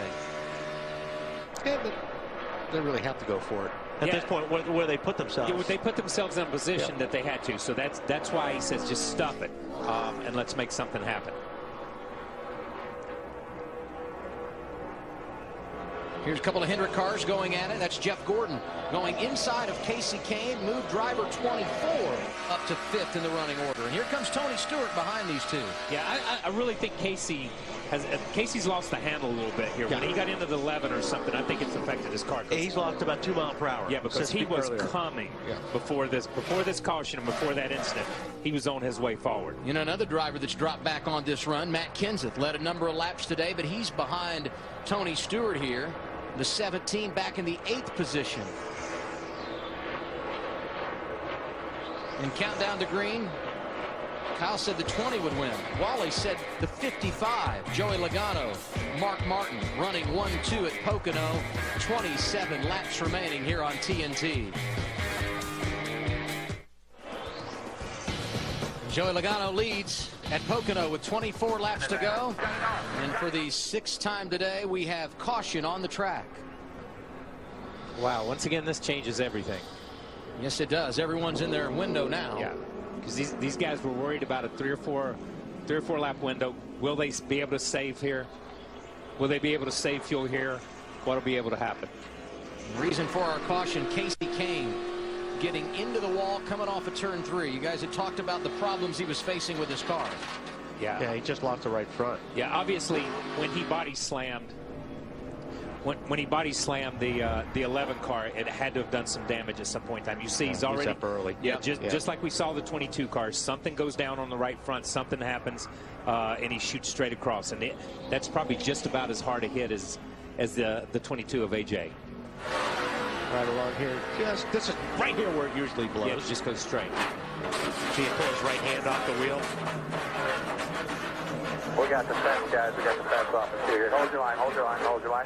Like you said earlier, Kyle, I mean, if you're going to pick a place, the worst place to hit at Pocono is turn 2. Turn 2. And you saw that frustration, him pounding on the steering wheel. I really believe that started when he got into the 11 car after that restart. Absolutely. Because he started to go backwards and he got slower and slower, and it's rubbing or whatever. You saw the smoke. Kane was running 8th when he hit the wall over in the tunnel turn. 23 laps remaining. Joey Logano leads. Mark Martin, Dale Earnhardt Jr., Denny Hamlin, Jeff Gordon, the top 5. Tony Stewart is 6th. Matt Kenseth 7th. Ryan Newman, Juan Pablo Montoya, and Clint Boyer the top 10. Let's see what strategy plays out here. Pit road is open. No way, I'm not coming. Logano, Martin, stay out. Here come Junior, Gordon, and more. Oh, gosh. Why would... Obviously, those guys truly believed there was no way they could make it. I don't think Stevie would have brought him down pit road without that. Jeff. And you look at him, you know, the 24 car, that's 2 Hendrick cars right there. Here they come, Marty. Well, teammates Jeff Gordon and Dale Earnhardt Jr. hitting pit road, both in the top 5. At the end of the day, Steve Letarte felt like 4 laps was too far for Dale Earnhardt Jr. to save the fuel. They do top it off. Dale Earnhardt Jr. now good to go on fuel. They'll just have to see how fast that 88 car is, boys. Hey, guys, I just believe with the way these guys could save fuel under caution, and I think that's what guys like Joey Logano and Mark Martin, Denny Hamlin, that's what they're banking on. You can save enough fuel here to possibly get those 3 or 4 laps. But I will say this, now that drivers like this stayed out, they have made their bed. They have to stay out the rest of this race. Yeah, but you know, looking at these other guys saving fuel, the 2 cars that came down pit road were the 2 dominant cars were Hendrick, and they come down pit road. The 48 was out. I don't know what cycle he was on. I don't understand that. I'm with you on that one. Marty? And if you guys are wondering what Dale Jr. thought about it, when he left pit road, he said, "Phew, I'm glad I don't have to worry about that. Now I can run as hard as I want." So Jr., a big fan of getting fuel right there. Hey, guys, the other Hendrick engine that stayed out, and he's the guy I really like right now, Tony Stewart in that 14 car. He's running fourth. Remember, before the restart on that last caution, he came back to pit road and topped off, and we know nobody is better in the business at saving fuel than Tony Stewart. Another driver that did the same on that same lap that will restart here inside the top 10 is Clint Boyer. He is 7th, Larry. And Jeff Burton playing that same strategy, topping off at lap 127. He will restart in the 10th position. For Dale Earnhardt Jr. and that other list of drivers that came down here under caution, they will be 16th in the running order. At least that's where they are now. Let's take an inside look at the NASCAR Sprint Cup Series. Get unlimited access with live in-car audio and real-time stats on the NASCAR Sprint Cup mobile Android app, only from Sprint. Learn more at sprint.com/speed. So here's where Larry tells us, okay, you're out front, stay out front, but save fuel. Don't get past. Yeah, and that's what they're telling Logano and Mark and Denny Hamlin. Those guys, stay out front, lead this thing, give me a little bit of breathing room out there, but save me a bunch of fuel while you're doing it. And then Stevie and those guys are telling Jeff Gordon and Dale Jr., drive your butt off. We've got nothing. So, I mean, is that what you're going to tell us, Larry? Well, I think another thing that I'm going to tell you, aside from staying off the throttle, maybe shut your engine off as much as possible on this caution, Kyle, you and I talked about this earlier. Get in high gear and stay in high gear as much as possible. In other words, go from 3rd to 4th, maybe a little earlier on the straightaway than you were doing earlier. You're not going to burn as much fuel in high gear as you would in 3rd gear. Yeah, just as Denny told us when we were on the set this morning, he may get into that thing where he short shifts a little bit to save some fuel. And I think you look at that. I just think it's really going to be hard as we see that. Tony Stewart cutting this thing off, cutting it on, cutting it off, cutting it on. We saw earlier in the year, the first time Tony tried this, he didn't recycle it, and he lost 2 or 3 laps at Phoenix when we saw early in the year. So obviously these guys have worked the bugs out on their fuel injection. But, I'm going to tell you, Junior's sitting there in 16th, Jeff's sitting there in 17th. They've been fast. Coasted a long time. You heard him fire when he dropped the clutch is when it fired back up. But they've been really fast. Are they fast enough to cut their way through 15 cars in 15 laps? And I'm not sure about that. I'm not sure about that. But there still may be a lot of these guys running out of fuel that last lap, too. There could be guys running out of fuel. There could be another caution that puts them in a different place. Let's listen now to the conversation that Dale Earnhardt Jr. and his team were having here under caution a moment ago. Well, at least we ain't got to worry about that.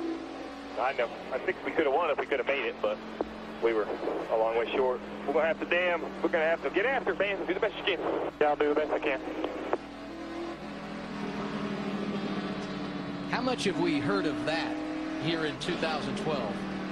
Steve Letarte, Dale Earnhardt Jr. communicating on the same page and kind of motivating one another. Very refreshing in the 88 But you know what these guys, and Kyle touched on it earlier, these guys keep putting themselves in a position to win races. Sure. They're running good every week, and you keep doing that, you're going to win races eventually. So they've been, they're knocking on the door, and it's a lot easier to lose a race when you know you've been good enough to win it, and you're going back somewhere next week that you can, get another shot. And look, Junior may drive this thing from 15th to win this thing, and that's possible. We've seen it happen before. But the thing that's impressed me today about that team over everybody else here is they drove to the front. They led the race. In the past, if we go for the previous 12 or 13 races, they've been solid, but not a dominant car. I felt like they were a car that was at least the first or second best car here and had a shot at winning a race. They're going to win a race. Yeah, they're just in that position.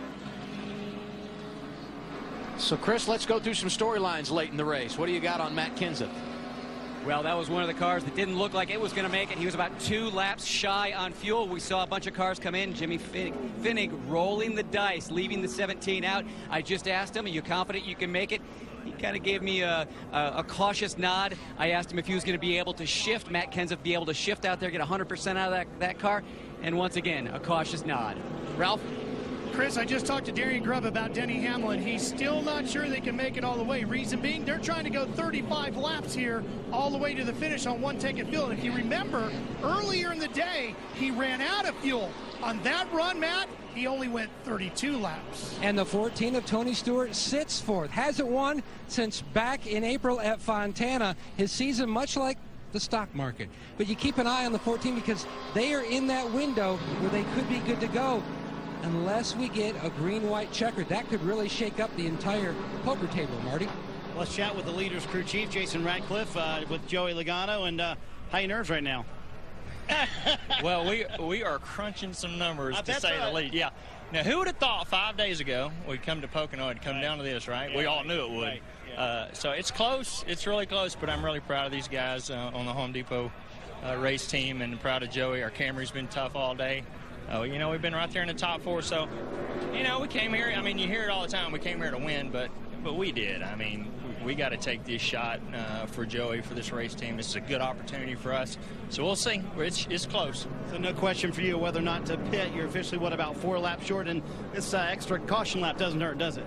The caution laps are a plus, man. I mean, that's a huge blessing. And then when they just brought it back out again and gave us another one. So that's a big deal. That's going to get us real close. We're probably about 1 short right now. All right, while these guys in the 20 pit very happy for the extra caution lap, the guys next door in the 88 pit not so happy, Adam. They were hoping to go back to green. Yeah, I was just going to mention that, Marty. It's exactly what I was going to say. Every time these guys run a caution lap, the 88 and the 24 banging the steering wheel because this is hurting them. What do you see here as we operate under caution, Larry? Well, with them adding that caution lap, if we go back racing this next time, when they get the one to go here, then we're going to be looking at probably about 6 caution laps. And I just think this is playing right in the driver's favor that stayed out, but I keep going back to the guy that I think is truly in the catbird seat, and I just believe that's Tony Stewart sitting back there who has 2 more laps of fuel in that fuel tank. I think they can make it with all these caution laps that we're running now. Well, you got to drive like you can.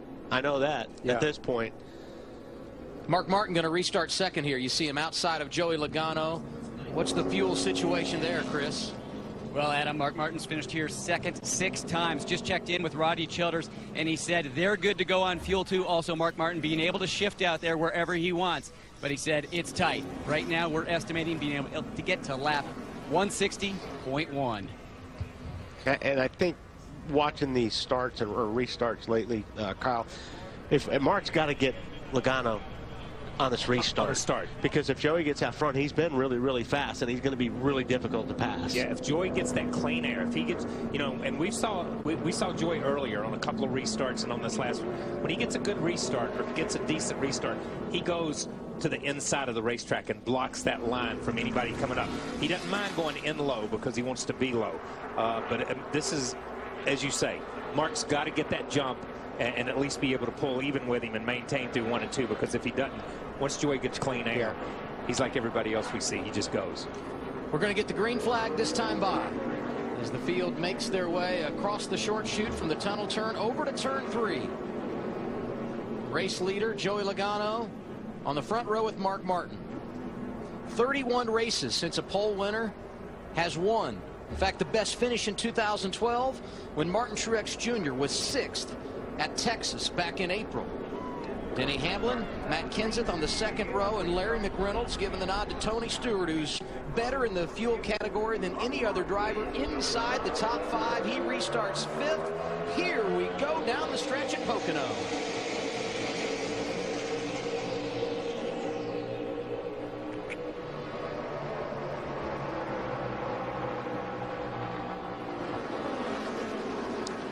Mark drove it on in there. Yeah, he did. He knew he had to, so if he can hang here, he's going to put himself in a good position, and he does. Mark Martin, power move on the outside. He come right back, though, And look at Tony Stewart, restarted 5th. Here he comes inside of Mark Martin to the tunnel turn. And Tony got that good run because of Mark in the 20 car of Joey Logano. And then we see the crossover here with Mark Martin. Crossover Earnhardt Sr. made famous. Everybody does it over the tunnel. You put that guy in position, he's called out, and you take it back away from him. Denny Hamlin was laying right there behind him. He can't make it happen, so he tucks in line in the 4th position. Boyer has jumped up to 5th since the restart. Jimmy Johnson now running 9th and looking for more. You see him fanning out down the front straightaway and trying to grab a draft from Juan Pablo Montoya. And you know, remember Juan got in the wall early. And here he is back up running 7th right now. He's done a great job with Ganassi and those guys to bring this thing back up there.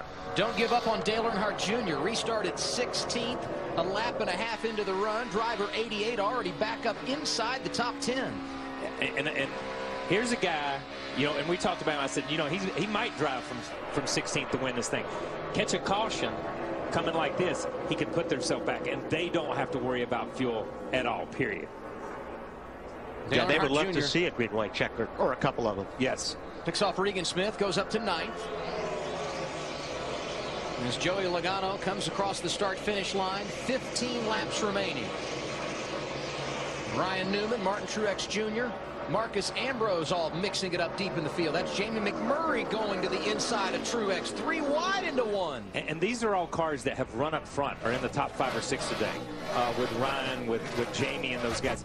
Their pit cycles and the way they chose to run this race, now as the race has played out, have put them back here in the back of the pack. You're in the middle.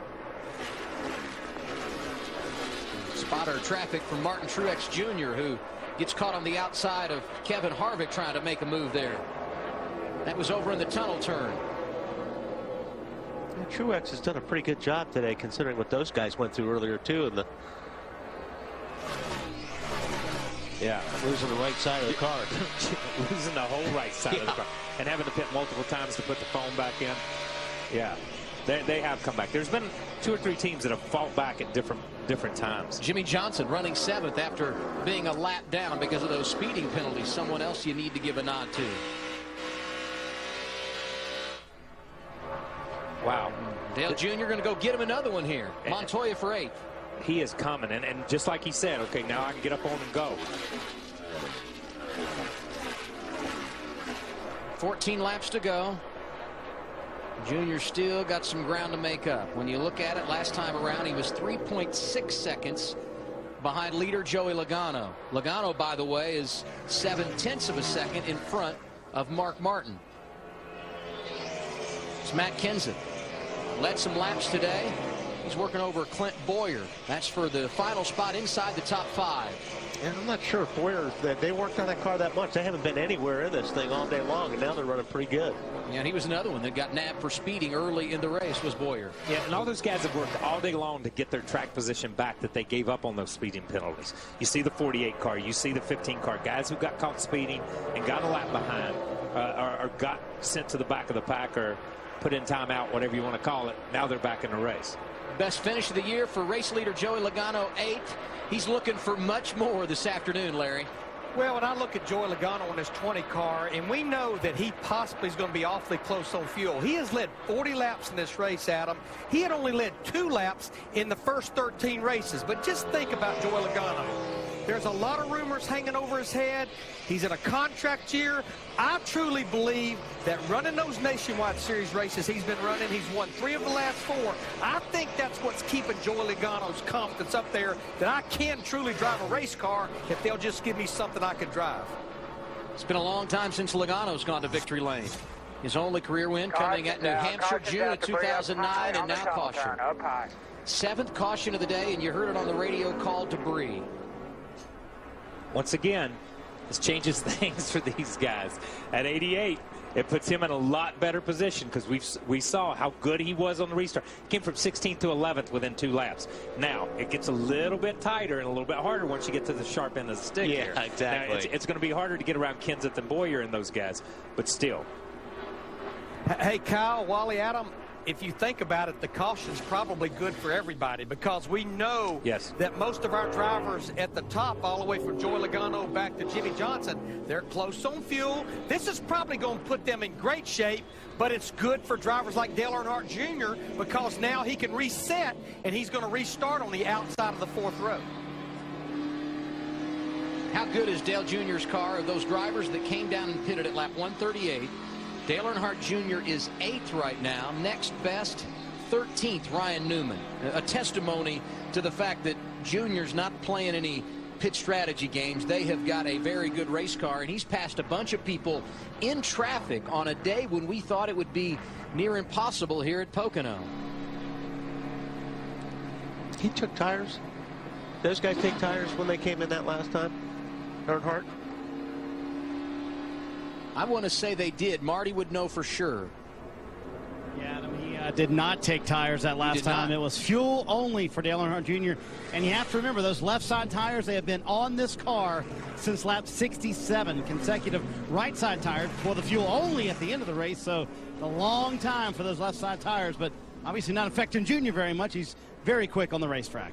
That's amazing. I remember those two right side tire stops and no tires there. It's been a long haul on the left sides. Next week, we go to the Irish Hills of Michigan. It's going to be fast with a new surface there. We can't wait here at TNT.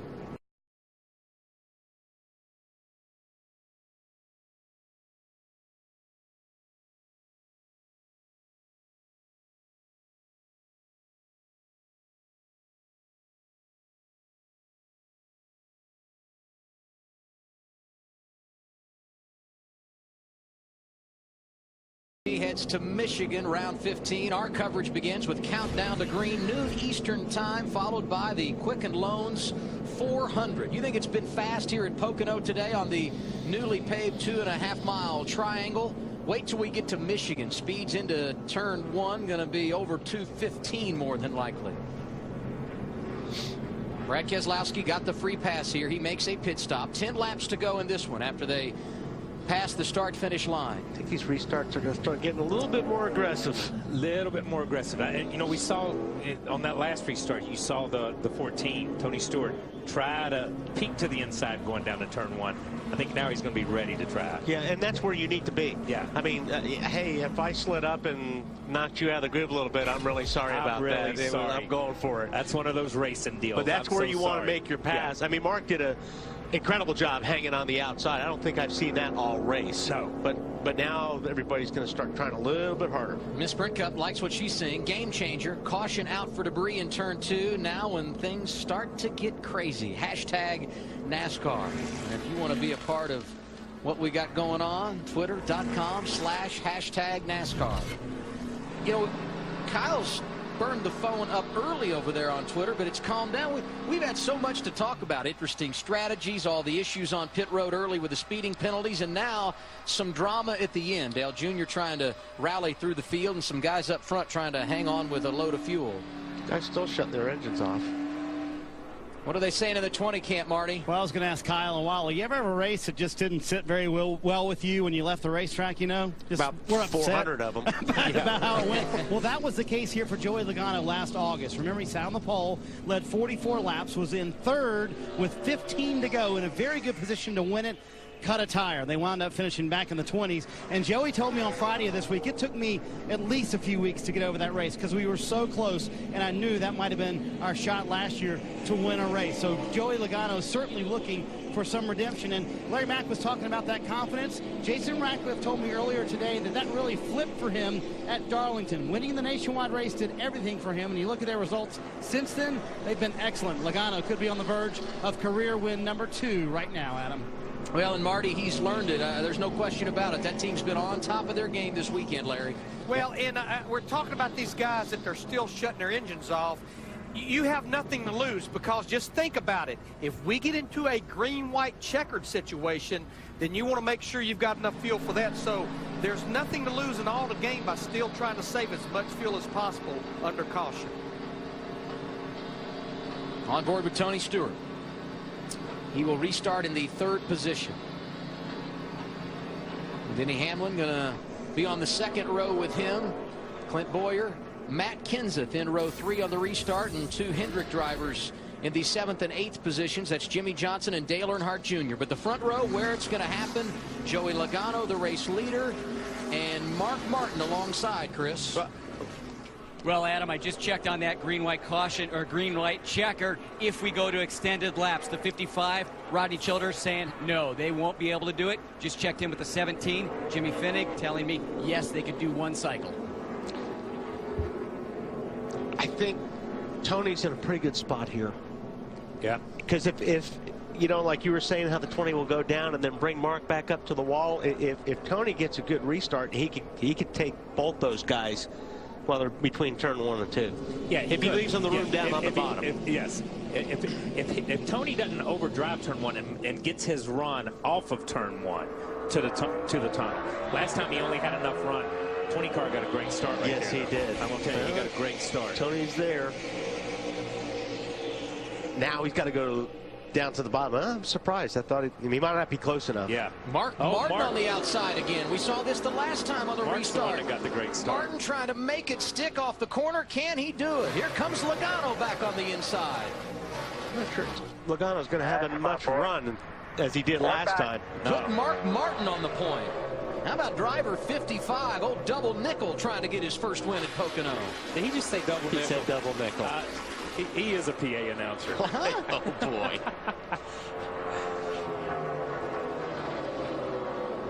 Let's listen in on Denny Hamlin. He's 4th right now with 8 laps remaining. How much do you want me to go for this win? I'm planning to go get it. Talk about fuel, you know, I got to be careful. I can't do it. Don't worry about being careful, buddy. Go get it. It shows right now with our worst mileage, we are good by a lap. So use it all up. I'm using every drop of it. Mark Martin trying to hang on and win for the first time at Pocono. 7 laps to go. Joey Logano right there with him. Then some distance back to Tony Stewart in 3rd. Yeah, if Joey's going to get this one, he's going to have to take it from a master. But I want to tell you, Joey's car is good. He gets that thing just about a half car length lower over in turn 3 as he started up off. He really rolled in on Mark a lap a minute ago. Joey's going to have to be smart. He's going to have to set him up. He's going to have to think about it and go to the gas in the right place to get a good run at Mark, or Mark's going to have to make a mistake. Mark doesn't make many of those. Yeah. How do they feel in the leaders' camp, Chris? Well, when I checked in with Rodney Childers on the fuel situation on the 55, I asked him, do you have anything for the 20? He said if Mark doesn't get him on the restarts, he didn't think so because the car was just way too tight when he was up underneath that rear bumper of the 20. Now that he's out front, he says the car is feeling great, but Joey Logano's car sure looks pretty good behind the 55. That's the thing, though. I mean, usually if you're out front, your car's working the best because it's in clean air. But like you said, I think you're right, Kyle. Logano's going to have to make Mark or force Mark into making a mistake. Yes, and you saw over the tunnel turn there. Mark lets off early. Joey runs in on him. Mark goes back to the gas, and he puts that 3 or 4 car lengths on him right there. Joey's really driving in. Now he's driving it hard. Now he's overdriving. Yeah. And no matter what Joey does in this race, when he comes out of this race, he's going to be a better race car driver for raced Mark Martin for a win like this. It's nice to be up here with greatness. I mean, before the race today on Countdown to Green, we made our picks. I didn't. You two did, and Larry Mack. Kyle said Joey Logano. Wally, you said Mark Martin running 1-2. I mean, you guys are sharp. What can I say? But I'm going to tell you, I'll be the first to laugh if something doesn't go right. At you two. Not at Mark and Joey, but at you two, I promise you. This is about Mark and Joey. This is not about Wally and myself. No doubt. But we are good. I was just going to say, it's hard enough to spend 6 weeks with you guys, especially when you're right. But you know what? Larry had some good stuff to say about. Oh, Mark jumped the bobble a little bit. That's the stuff that Mark can't do. That's what he can't do. Here comes Joey. He might have enough run on him here. Yeah, Mark's there. Oh. 4 to go. Logano to the inside for the race lead. 4 laps remaining into turn 1. No, it's the kind of thing you can't do. I'm telling you, one little mistake on each one of these guys. Oh, he is all under Mark Martin. He got him. Sideways. Martin sideways off the corner. Here comes Joey Logano for the race lead at Pocono. We're not done yet. I don't think Mark's going to appreciate that too much. No, but I truly believe that once Joey's in front, I do believe this. Joey checked out on him a minute ago because Joey can roll so much better through the center of the corner. What Joey was doing was rolling in on Mark and losing his front end. You know, Mark, every bit of that happened when Mark made a mistake up there in 3 and got on the curb. Right. He opened the door for Joey to get in on him and just lay the bumper to him just a little bit and get him out of shape. That's a great move by Joey Logano. Hey, guys, when I see these Do top not two look in the mirror. Let's go. Let's go. Everything out front. Come on. of Joey Logano and Mark Martin, the move that Joey Logano just made on Mark Martin there in turn one, if I go back to 2005, 2006, Joey Logano was not even old enough to drive a Sprint Cup Series car, but Mark Martin told Jack Roush when he was going to leave Roush Fenway Racing, I'd put Joey Logano in that 6 car because he will be a star one day. And when you think about Mark Martin, how about 6 second-plate finishes at Pocono, but never has one here? Bet he's sorry about saying that now. Yeah.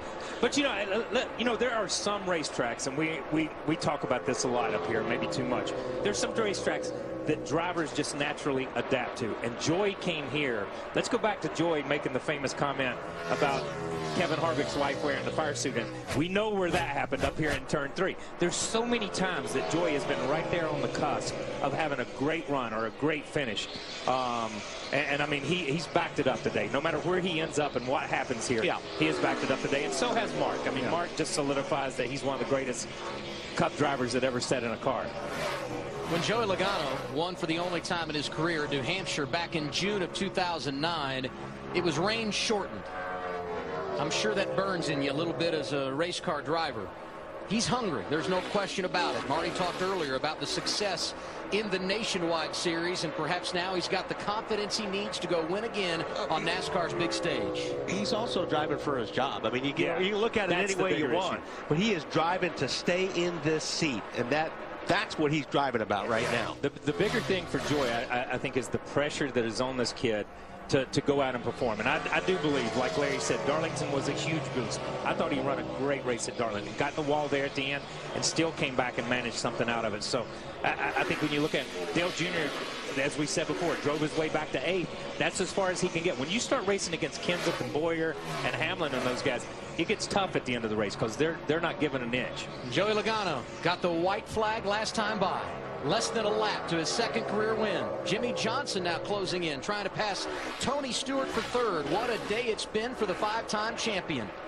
And Jimmy Johnson, 2 speeding penalties, a lap down, makes it up, wave around, all this stuff, and comes back. They do it all the time. And They are amazing. And it's like we said in the beginning. Where has Jimmy Johnson gone? Not anywhere. Welcome back to the top of the board. Joey Logano in his rookie season won for the first time June of 2009 at New Hampshire. Back to victory lane today. It happens at Pocono. You are the real deal, brother. Woo, thank you. That is awesome. Nice pick, Kyle. nice pick, Wally. Holy crap. Thank you, guys. What a car. Thank you so much. Wow. It feels awesome to finally win one the right way. No stupid rain. Yeah, you said it. You don't win by mistake when you come to Pocono. Joey Logano earned this one.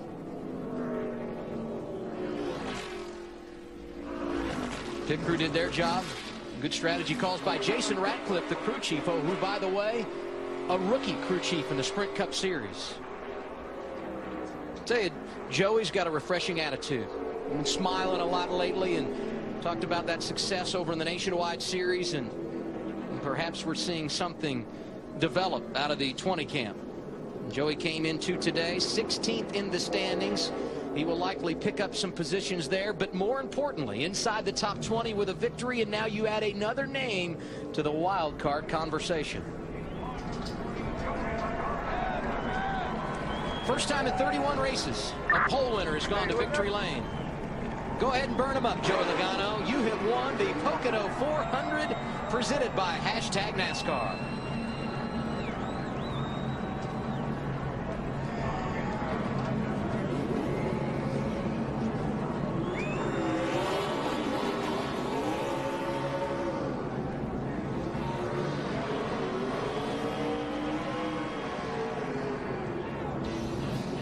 Round 14 in the Sprint Cup Series is complete in 2012. It ended like it started with Joey Logano, the pole sitter, out front getting his 2nd career victory.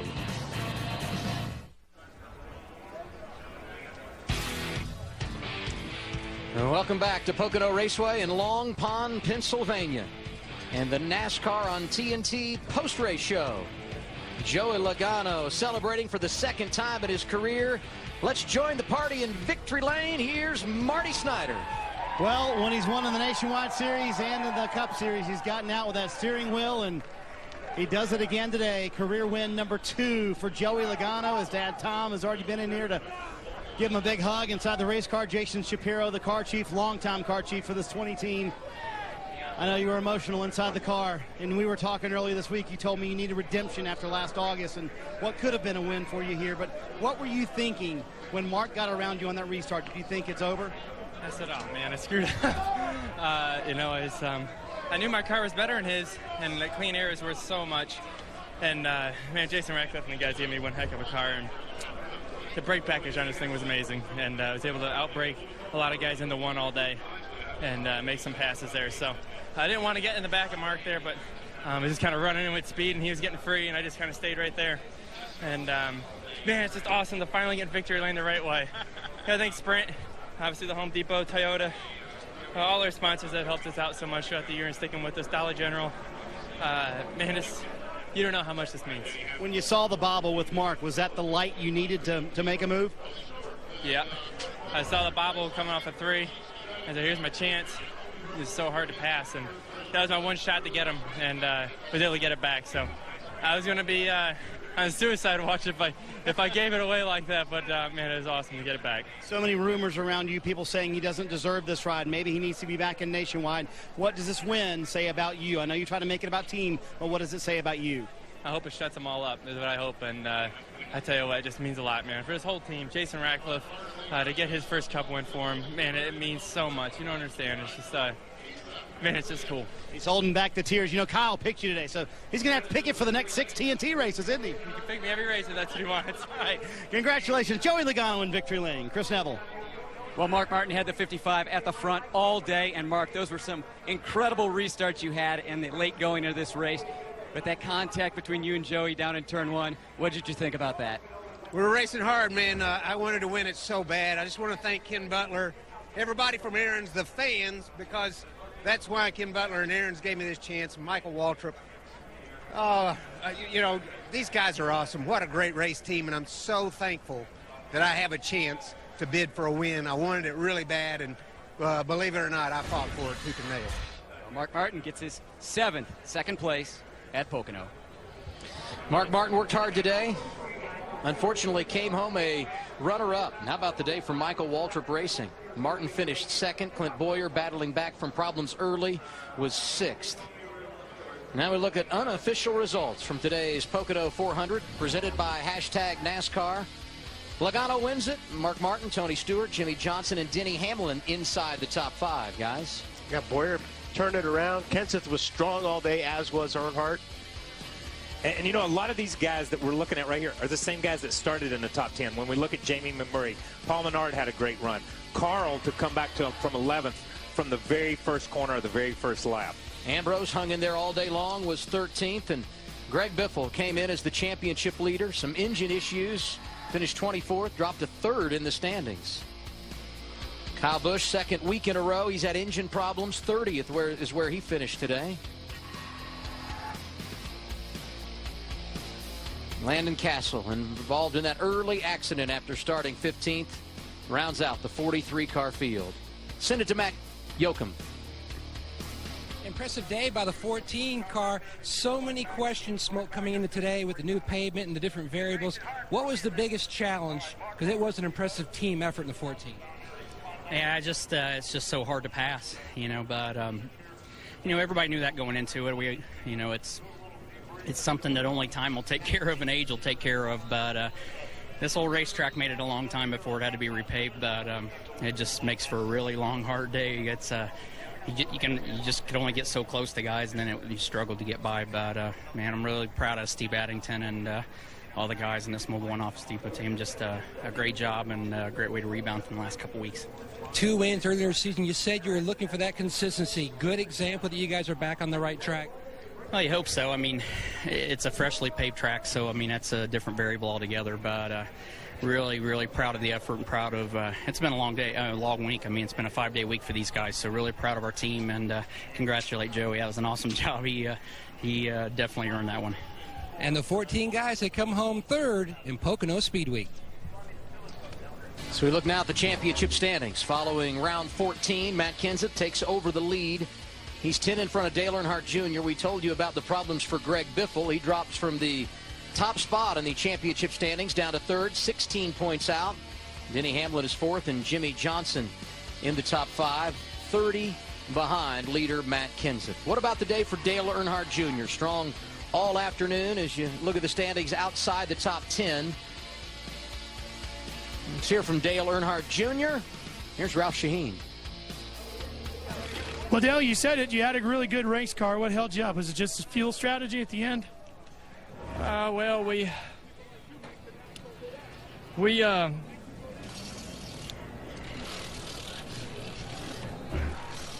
can we start over here? Sure. Yeah, no problem. You ready? Okay. Junior, you said it yourself on the radio at the end. You had a really good car today. What was it that cost you the opportunity to get the win? Well, we just didn't want to run out of gas. I didn't know the caution flags were going to be so long. And they were long enough to help them guys make it on fuel. We just didn't. We're not able to take them kind of chances just yet.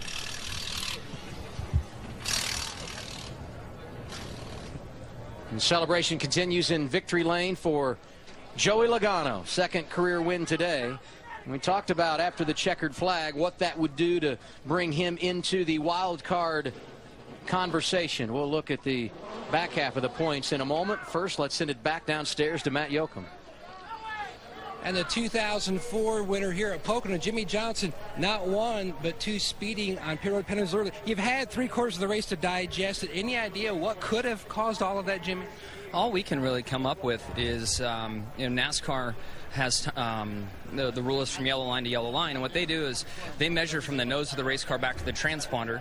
So from the yellow line back however many feet is where the timing loop is. So long story short, when we get to the end of pit road, when your nose hits the line, you take off. I did that the first time I got nailed. I thought, all right, maybe I just overdid it. Second time I waited until the tail crossed the yellow line and still got pinched. So all we can come up with is that the yellow line versus the timing loop, that orientation is different here. Things were just repaved and everything's been redone, and we need to physically walk down and mark it off ourselves to understand what happened there, because we got nailed along with a lot of other guys. Was that a patented statement recovery by you and the 48 guys? Yeah, I think so. I mean, Chad called a great race. Got me some track position on 2 tires. Pit stops were flawless, and we had a fast car. I mean, if I had 3 major things with the big slide I had down in turn 1 on the second last restart, if one of those 3 didn't happen, I think we'd be in victory lane celebrating right now. And the recovery ends 4th here at Pocono. Matt, tell me about your day. Well, it was up and down. When we got our car to the front, we were pretty good and could hold the lead there a little bit under greens, and just short runs are really difficult for me to get going. I could get through the gears fine and all that, and they would just still get out there, and I kept restarting outside and being in a bad spot, and we just lost so many spots. I just could never get it back. There was so much issue about the timing lines today. Did you guys have any issues with that? No, we pitted late that first run to try to get a bonus point and lead a lap, and we heard about all the people speeding, and they told me about it, so I just made sure I ran real slow down pit road. Thanks, Blake. Thanks for staying. So Matt Kenseth, the championship leader after a 7th place finish here this afternoon at Pocono. Joey Logano started on the pole, takes his 2nd victory of his career, 97th for Joe Gibbs Racing. Next Sunday, NASCAR on TNT heads to Michigan. Coverage begins 12 p.m. Eastern Time with Countdown to Green, followed by the Quicken Loans 400. Next on TNT on the East Coast, Die Hard with a Vengeance, and on the West Coast, Law and Order. Head over to NASCAR.com for our post-race show, more interviews and analysis. Thanks for being with us for NASCAR on TNT, and congratulations to Joey Logano.